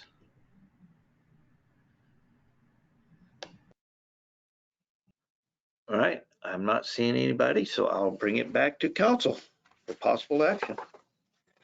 Mr. Mayor, I make a motion that we approve the contract award for Sunset Park for the bathroom facilities and authorize the city manager to execute the contract. Mayor, I would ask if Mr. Williams would be okay amending his amendment to include that we're also going to authorize the city manager to expend the $45,000 for the additional items of septic, ADA ramp, underground utilities, building pad. I'm fine with that. And I'll second that motion. All right. I have the motion as amended and second. Any further discussion? And all those in favor say aye. Aye. Aye. All those opposed? Hearing none, the bathrooms are approved unanimous. Yay. And we go to 13. Hallelujah. Yeah. Hello? Oh, I thought I heard something. I said It just said hallelujah. hallelujah. Oh. All right. Discussion, consideration, and possible action regarding authorizing the purchase from Swaggit to upgrade our city council chambers audiovisual equipment and authorize the city manager to execute the agreement. The IT department has heard numerous requests from city council members regarding the current audiovisual system. The system was launched in 2015 and has worked well until now. This existing system has had a few critical failures, including the court proceedings as of recent. Since our court is a court of record, it is imperative to have the court proceedings recorded. At the June 12th council meeting, staff brought a proposal to council to upgrade the audiovisual equipment and were instructed to search for new vendors to bid the project and report back. At the July 15th meeting, staff reported to council we were unable to find vendors that were qualified and requested council's permission to join a cooperative to help in garner proposals from qualified vendors. Council approved the membership to Tips USA to assist with qualified vendors. Staff sent out an RFP to Tips USA and received one quote back from Swaggit for the equipment. Swaggit offers a 4 HD pan tilt zoom camera solution that they will record, upload, and archive to the city's website. Agenda integration with the live video player, indexing of recorded video, unlimited storage transcripts, closed captioning of recorded video. As we are a court of record, they have offered the extra streaming appliance for court, which will enable staff to record and save the recording on city premises. Staff has been in contact with Swaggit and asked if there would be any cause for concern with moving the equipment from its original location to a temporary location and then back again once the renovation was completed. Swaggit responded with the answer that there would be no detriment to the equipment by moving it and stated that to have them do the install, reinstall, it would cost around $6,000 each move.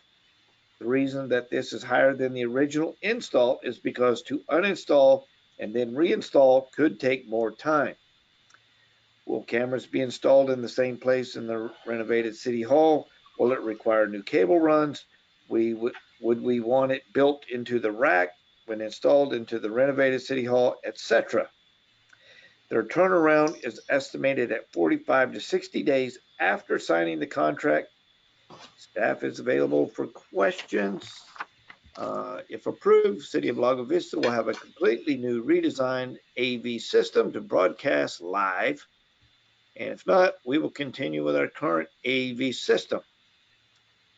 But looking at the turnaround, we can't have it for the September meeting. Huh? Dave, is there anything you would like to add to this? Thank you, Mayor and Council. I think that long-winded introduction said pretty much everything. Thank you. All right, questions, comments from council? Yes, Council Weatherly. One thing I can say about this is it's about time. We need to get this fixed. What we've been going through with recent council meetings, what they've been going through with the courts is just ridiculous. And it's not so much anything that Dave or staff is doing. It's just simply this equipment has served its purpose, done its time, and it's time to get it replaced and get something else in here. And there's so many improvements that are available in the new equipment. This is money well spent. Counselor Sullivan? Thank you, Mayor. I was just going to ask Mr. Street, it appears as if the what you're asking to be approved is the one-time cost of the 51,485, but then there's some annual cost. Are we asking that the council approve the 51 plus the annual cost, or will the annual cost be rolled into a budget and we don't need to worry about that right now? Yes, so that is correct. I believe at the last council meeting, Tracy did touch on that and put it into the next year's 21-22 budget for the annual costs. So this is just for the equipment purchase only. Excellent. Okay, thank you. And I will echo Mr. Weatherly's comments. I think this is much needed. Counselor Pritz? I was talking to Ms. Levinka about this earlier, and even though we first heard about Swaggit, it was brought in before she was city manager, she has had previous experience with Swaggit, which makes me feel good. And so I would actually invite her to give us some of her experience with Swaggit in the past and just a little bit about the company, because I actually thought it was just some small startup. So if you would not mind, Ms. Levinka, adding some commentary. Yes, sir, I wouldn't mind at all. So in my experience, and I have dealt with them back in my previous life in DeSoto, we use them and they still use them, but I've had about 10 years experience with them. I can tell you that they are responsive when you are actually having a meeting. So they do have somebody sitting and they are watching what the meeting is happening. They will produce what we call an index of our agenda. So this way people don't have to listen to everything that's going on. Prior to an item that they'd like to actually listen to, they can go on the agenda and they can actually click on that item. It'll take you directly to it. In my experience, I've never had a hiccup or I've had a problem with Swaggit. That's not to say that we're not all human and there are gremlins in the world, but they have done a really good job at making sure that they have some redundancy and that they have enough staff to fix a problem if it does happen. Not only that, but the ability to use closed caption is something that we really need to have in the future. Should they make that a mandate after a population reaches a certain number? And so they actually will do that, and they do it with pretty good accuracy because they're doing it in real time, and it can be viewed on your website so that people will start going to our website because they can embed that in our website. So they'll be watching from a website instead of having to just go through an agenda item or an agenda to click on a meeting invite. Thank you.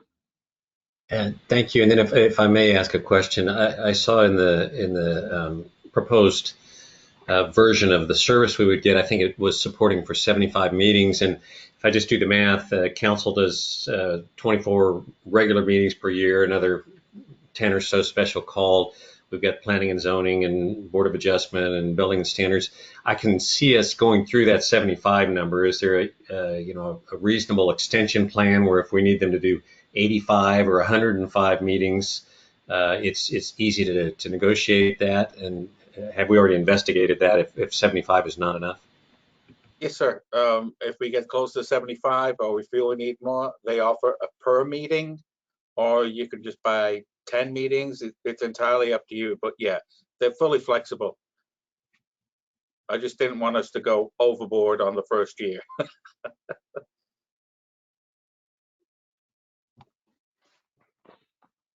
right. Anybody else?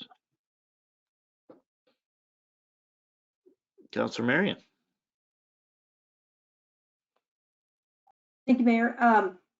Just confirming that when at first glance, it looked to me like what we were getting didn't include the closed captioning. It looked like there was an extra cost for the service that Councilor Prince just mentioned and for closed captioning.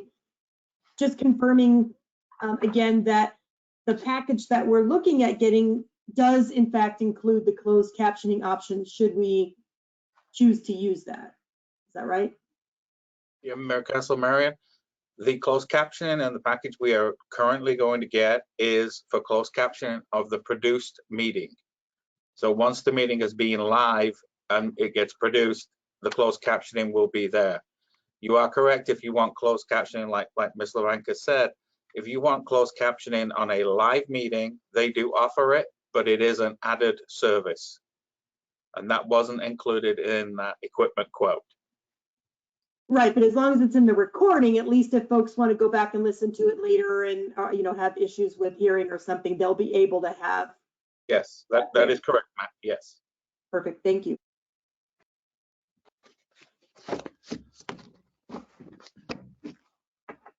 Anybody else? I don't know what I'm gonna do at a meeting where we don't start with 10 minutes of AV problems. All right, if that's all from council, I'll turn it over to citizens. Again, I don't have anybody that has filled out a card, but if somebody would like to make a comment, I will recognize you. All right, I am not seeing anybody, so I'll bring it back to council for possible action.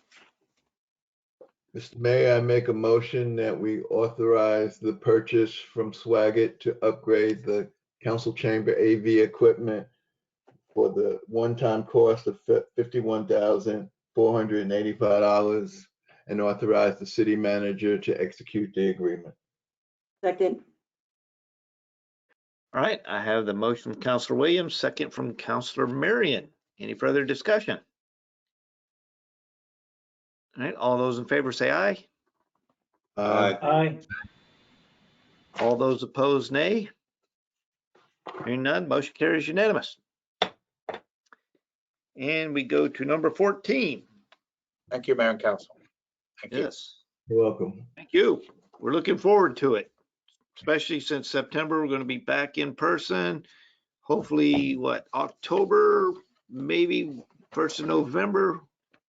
Be nice. Thank you. All right, discussion, consideration, and possible action regarding resolution number 21-1896, a resolution of the City Council of the City of Lago Vista, Texas, adopting a memorandum of understanding between the City of Lago Vista and the Lago Vista POA Incorporated. The City of Lago Vista, by virtue of its ownership of certain property, is a member of the Lago Vista Property Owners Association Incorporated. Due to the membership, the LVPOA has issued assessments on city-owned property. However, the Texas Constitution prohibits cities from making payments to entities such as the LVPOA when no or inadequate consideration is provided in return for the funds. The LVPOA's limitations on benefits for corporate property owners such as the city severely limit any benefit to the city and thus result in inadequate consideration. The MOU will document the parties' agreement that no city properties will be subject to assessment in accordance with state law. So this started, this has been discussed for years, but just in this past calendar year, Roger Chan and I and Nash and Kathy Petros had a little meeting and discussed this. It was pointed out to the POA at the time about, these laws, the Constitution. They said, okay, just, we want to review it, put something together, put the MOU together, send it to us, and, so we can review it. They referenced in the meeting, it makes sense, but, we're not going to accept it just blindly. So put this MOU together, send it to us, and we'll go from there. So that's what we have done over the last couple of months, put this MOU together for us to consider and approve to send over to the POA for consideration. I wanted to, it was briefly highlighted in the executive summary, but I wanted to, highlight some of the sections on page 314. It goes into a little greater explanation. In the whereas, it says here, whereas in accordance with section 5.03 of the bylaws, where the owner is a corporation, such as the city, the association bylaws limit the common rights of use and enjoyment and common properties and amenities to only one person designated in writing. We couldn't figure out who that one person would be. So, whereas the city's payment of any assessments does not provide citywide access to LVPOA parks or other special consideration, and thus no public benefit to the taxpayers of city. Because we're using taxpayer dollars to pay for these assessments, in theory, the taxpayers should have access to the LVPOA parks and other amenities. Whereas the city is not receiving any other benefits of membership for the payment of the assessments, and whereas Article 3, Section 52A and Article 11, Section 3 of the Texas Constitution prohibit municipalities from making gratuitous payments to individuals, associations, or corporations, and whereas the assessments by the LVPOA and the city's payment of these assessments is considered gratuitous as contemplated by these constitutional provisions, because the city does not receive adequate return consideration for its payments. So it goes on, but those are the ones I just wanted to point out why we can't make the payments, these assessed payments, because we're not getting benefits for all the citizens that are actually paying. So, Aaron, do you have anything you would like to add to that? If I didn't explain it clearly. No, Mr. Mayor, I think you've pointed out the critical whereas clauses in the proposed MOU. Certainly this is something that the LVPOA's board would have to review and approve and vote on before it would be effective. And so council's consideration tonight is only part of the process.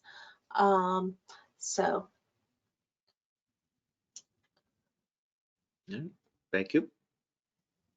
Questions, comments? Yes, Council Prince. My question, I think you may have already answered it, but I'll just ask it explicitly. I was hoping that the leadership team from the POA, Mr. Wisdom and Ms. Petros especially, would not be surprised by this. And I think you said that. Do you believe that as written, there's nothing in here that's going to be a complete surprise to them? I mean, I suppose it's always possible, but to best of your understanding, this reflects the discussion that has already taken place with those folks? Right. It's definitely not going to be a surprise, but they haven't seen the language, so that's just something that, but no, the content is not going to be a surprise. And we've even talked to them since then. So yeah, they won't be surprised. Yeah. Anybody else? All right. Well, if that's all the comments from council, is there anybody in the audience who has a comment? I did not have anybody sign up for this one either. All right. I'm not seeing anyone, so I will bring it back to council for consideration and action. Mayor, I'll make a motion that we adopt resolution number 21-1896. All right, I have the motion by Counselor Sullivan and the second by Counselor Weatherly. Any further discussion? And all those in favor say aye. Aye. Aye. All those opposed, nay. Hearing none, the resolution is adopted unanimous. And we go to number 15. Discussion, consideration, and possible action regarding the selection of an interview panel for the associate judge position in municipal court. The City of Lago Vista Home Rule Charter approved on November 6, 2018 states the municipal judge and any associate municipal judges deemed necessary shall be appointed by the city manager, subject to approval by the council. The city manager is proposing to put a panel of interviewers together to conduct the interview process for the associate judge position. This panel would consist of department individuals that work either closely with the judge or the municipal court. The suggested panel consists of a representation from the police department, municipal court, municipal judge, administration, and the attorney. All interviews will be conducted in the same manner, preventing any unfair advantage or bias. The panel will weight each applicant, and provide those scoring sheets to the HR director. The city manager will then appoint an associate judge for council approval. The deadline for this posting was August 15th, 2021. There are 5 applicants to the position. The panel will begin interviews over the next few weeks, depending on scheduling. I think we talked about this some during the charter review. We did not make any changes to it. So the city manager, I think we might have talked about at some point in the future coming up with some kind of resolution, but that hasn't been done. And so the city manager has the authority to appoint the municipal judge and the associate municipal judges. And Tracy is just bringing this to us for consideration. And is there anything that y'all would like to add, Aaron or Tracy? I would like to add that I nominate, you appoint. And so sorry for that mistypo. Also, we have 3 candidates now. 2 have withdrawn from the process since the staff report. Oh, okay. Questions, comments from council?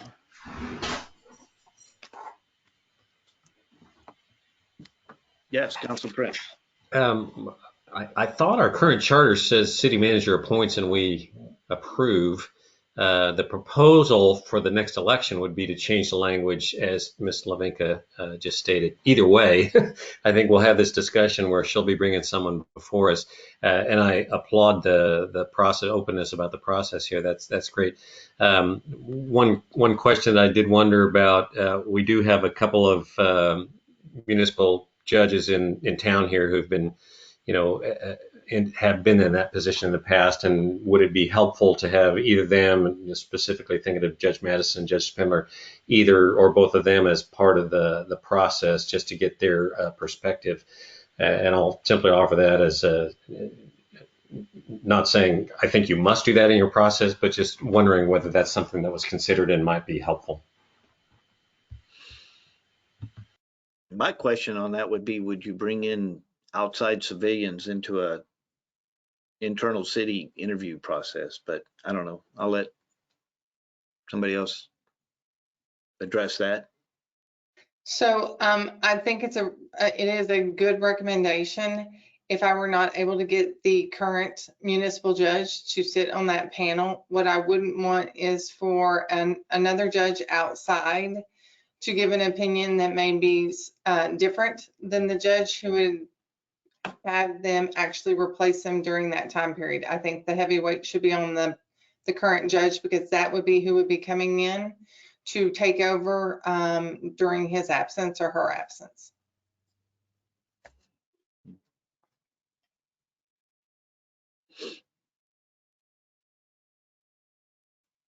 Anybody else on council? Questions, comments? All right. If that is it, I will open it up to the citizens to make comments. I did have one sign up for this, and that is Mr. Durbin, and you are recognized.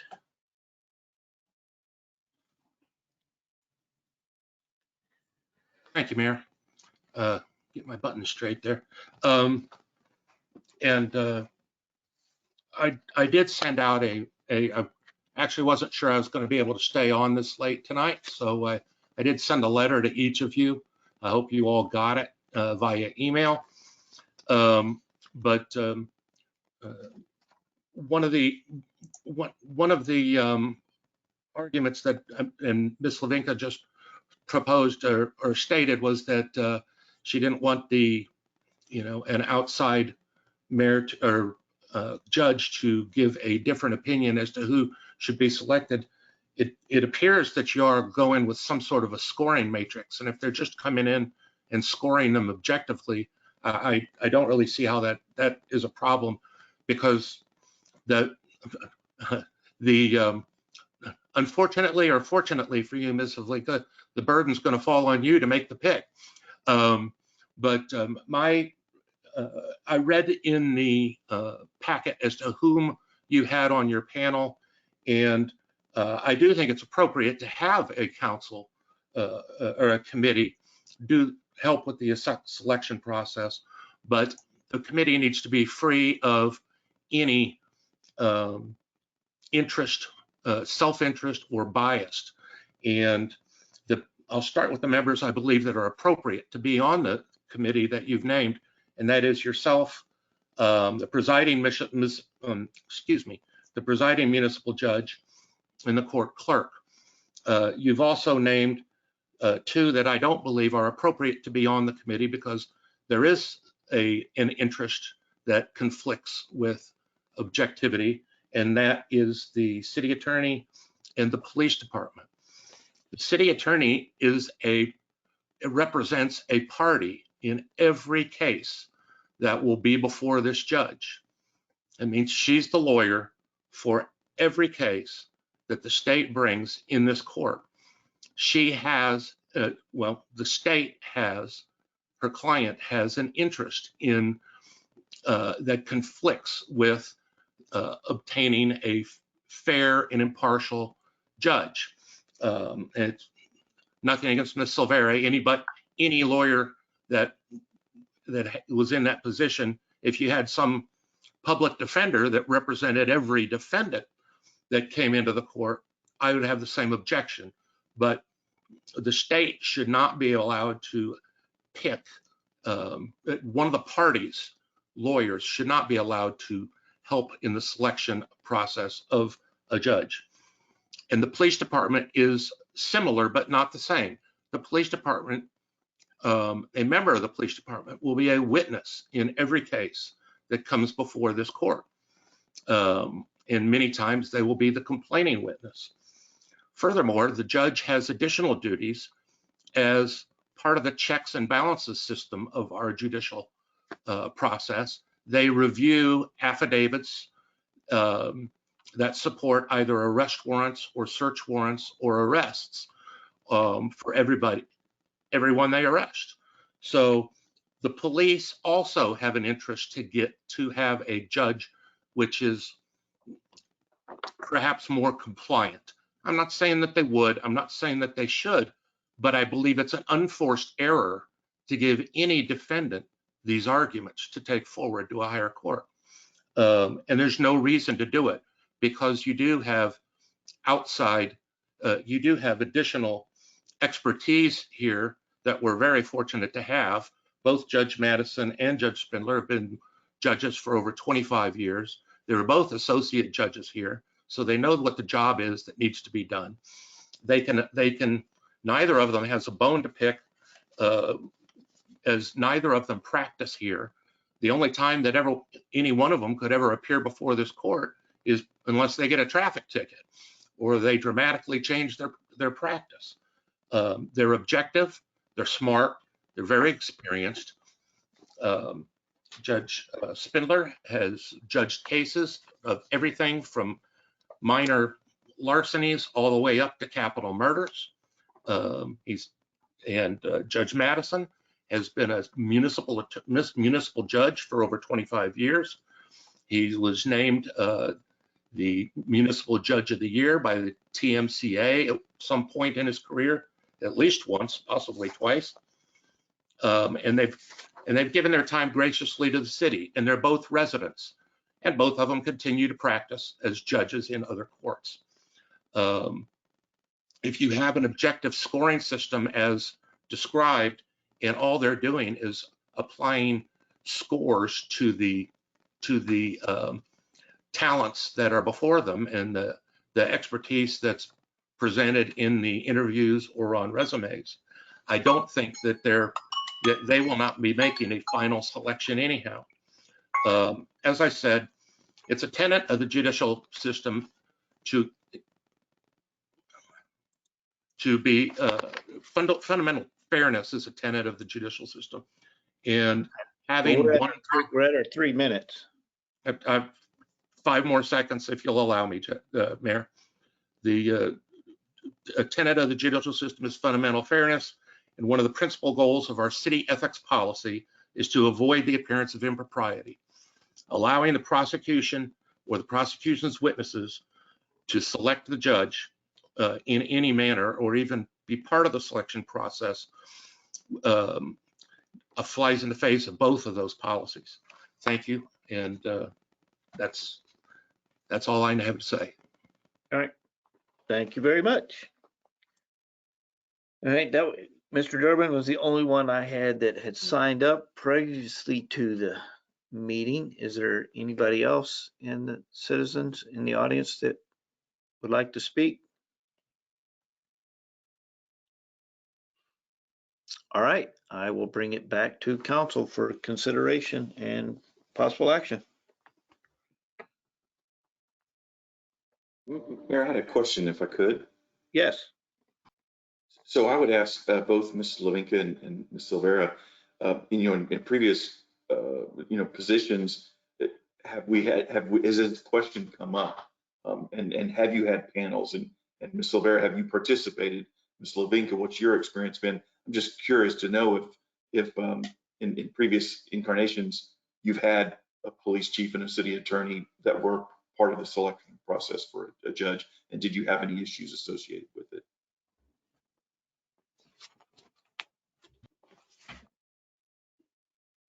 Ms. Silvera, you want to go first or shall I? So in my past experience, I was actually a part of the selection process for not only the judge, but for the associate judge in DeSoto. And on both occasions, we had not only the attorney for the city. Now, at that time, ours was contracted. So they were able to give us somebody that was in their organization. And then we have always had the police chief. We did have this same suggestion come up in DeSoto as to how do you make sure that these things are not swaying or biased during any of the proceedings. And the truth of the matter is, if the judge is ethical, then it will have no bearing if they are taking a case based on the case and the law. So it would have no bearing on who actually hired them or were on the panel to hire, because ultimately the council is the one that appoints and approves. Thank you. So I have not participated in any panels where I was where we were choosing a judge or an associate judge. There's not a specific legal prohibition regarding participation in that matter. The scoring criteria should be pretty straightforward as far as credentials and criteria. If those persons were included in the panel, they're one of, I think, 5 or 6 people that are included, and ultimately they are not the decision maker in the process. They may have information or questions or that they could pose to the potential candidates that would provide a different perspective on interactions between a judge and court staff or others, or their performance of those particular duties. So I don't see a specific, there's not a legal prohibition in having myself or the police chief participate in this kind of a panel. I think it's common in cities of our size for those types of things to occur. Having a broader scope of viewpoints or persons participating who understand the legal process is typically valuable. And as Ms. Lavinka said, if there is an issue regarding at the end of the day, the person chosen, if there are concerns about that person's ethical approach or policies, that's a much bigger issue and would have to be addressed by the council should irregularities appear in their performance of their duties. Thank you. And Mayor, I got to tell you, that's the biggest drink container I've ever seen in my life. You needed 2 hands to drink from it. Oh my gosh, look at that. Sorry, that's all I had. I have to get my 64 ounces a day in, so. All right, anybody else? Yes, Councilor Prince. And I would just say back to, our charter simply says the current charter simply says the city manager appoints and then the council approves. And again, I appreciate the openness in the process discussion here, but I think per our charter, city manager wouldn't even need to ask this. She could just go off and do whatever process she wanted to. I would simply suggest that and expect that she'll use the good judgment if there's a strong divergence among the panel, that she'll apply her experience and judgment. And it's not just a raw score where the Russian judges bid everybody low, and so that changes the outcome. I would expect the city manager won't bind herself to being it's all about the score, but use her professional judgment and bring that back to council at the end of the day and explain to her why she made the decision, which may be partially the scoring from her panel, but also some overriding concerns that she factors into the decision. And that being said, I'm not clear. Do we need to take any action on this, or can we? It's simply a discussion and guidance for the city manager so that when she comes back, we don't surprise her with feedback.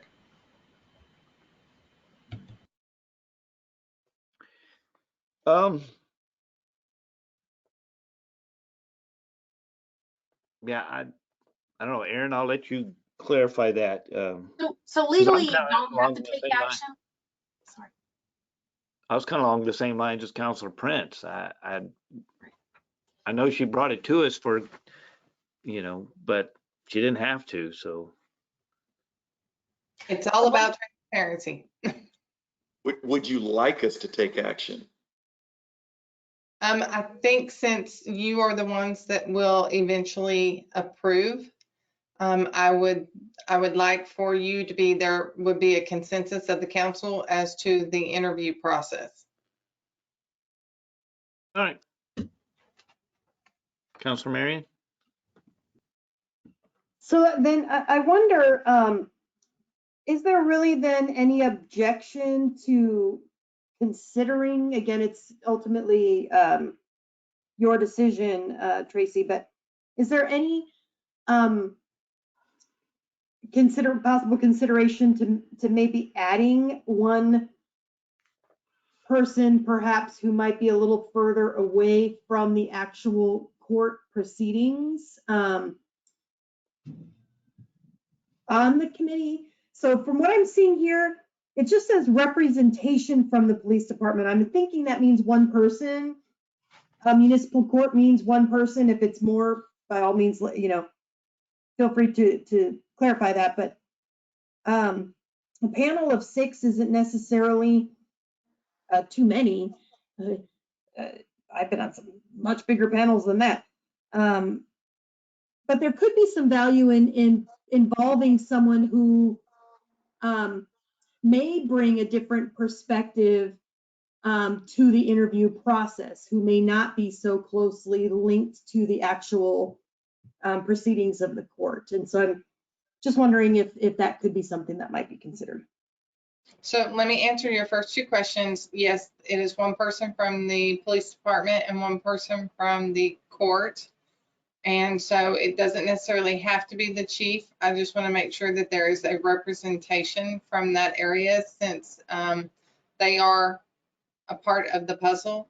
I'm not opposed to having another individual. I want to be sensitive to the current judge, because we both had a discussion in regards to the panel, since this would be somebody that would be coming in his stead.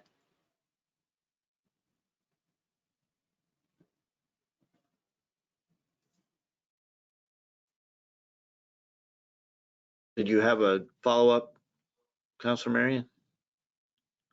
No, I'm just, I guess, processing how adding someone else to the committee may not be sensitive to the judge, if it's all supposed to be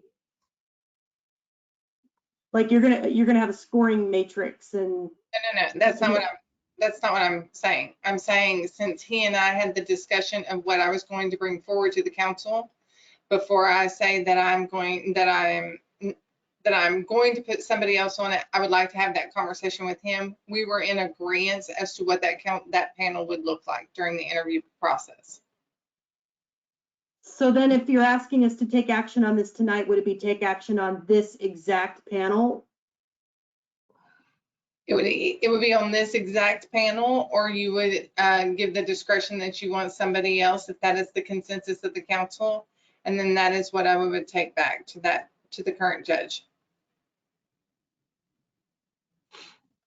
Okay, so it could be like a potential to add another person.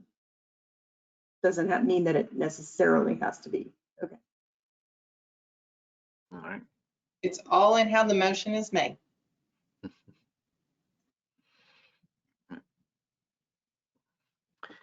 Yes, Mr. Durbin, I see your hand up, but you've already been given your opportunity to speak tonight, so we're sticking to the rules of procedure moving forward. I was just aware of an error that was made regarding the charter and the law, and being the chairman of the charter committee, I was going to clarify it. May I?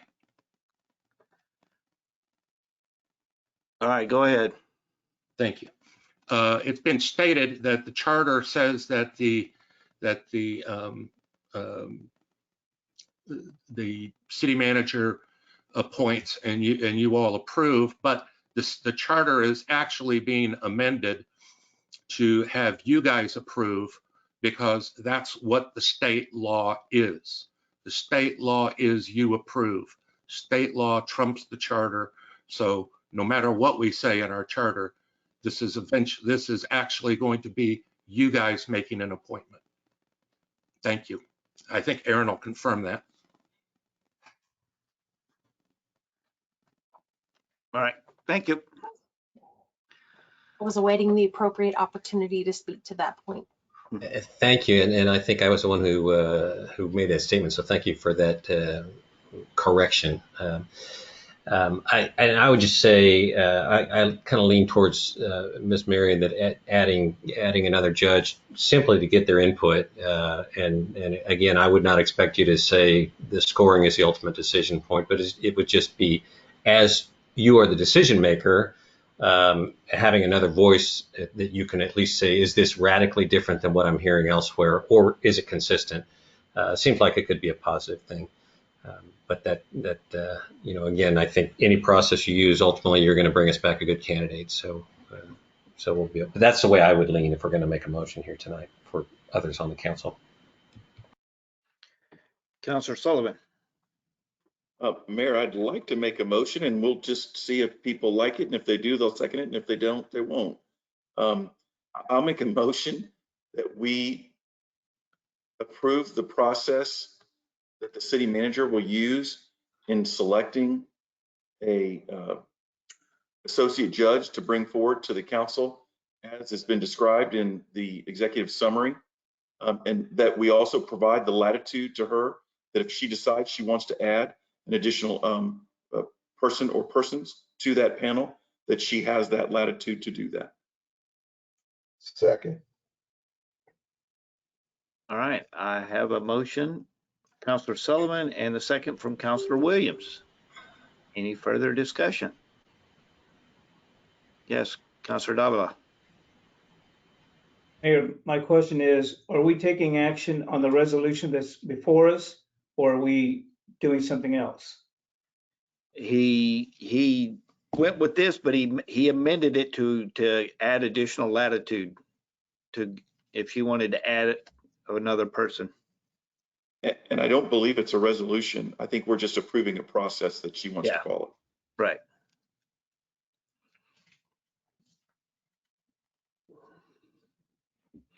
Been answer your question? No, I thought I'd seen language that spoke to this being a resolution. No. I don't think so. I don't see any resolution.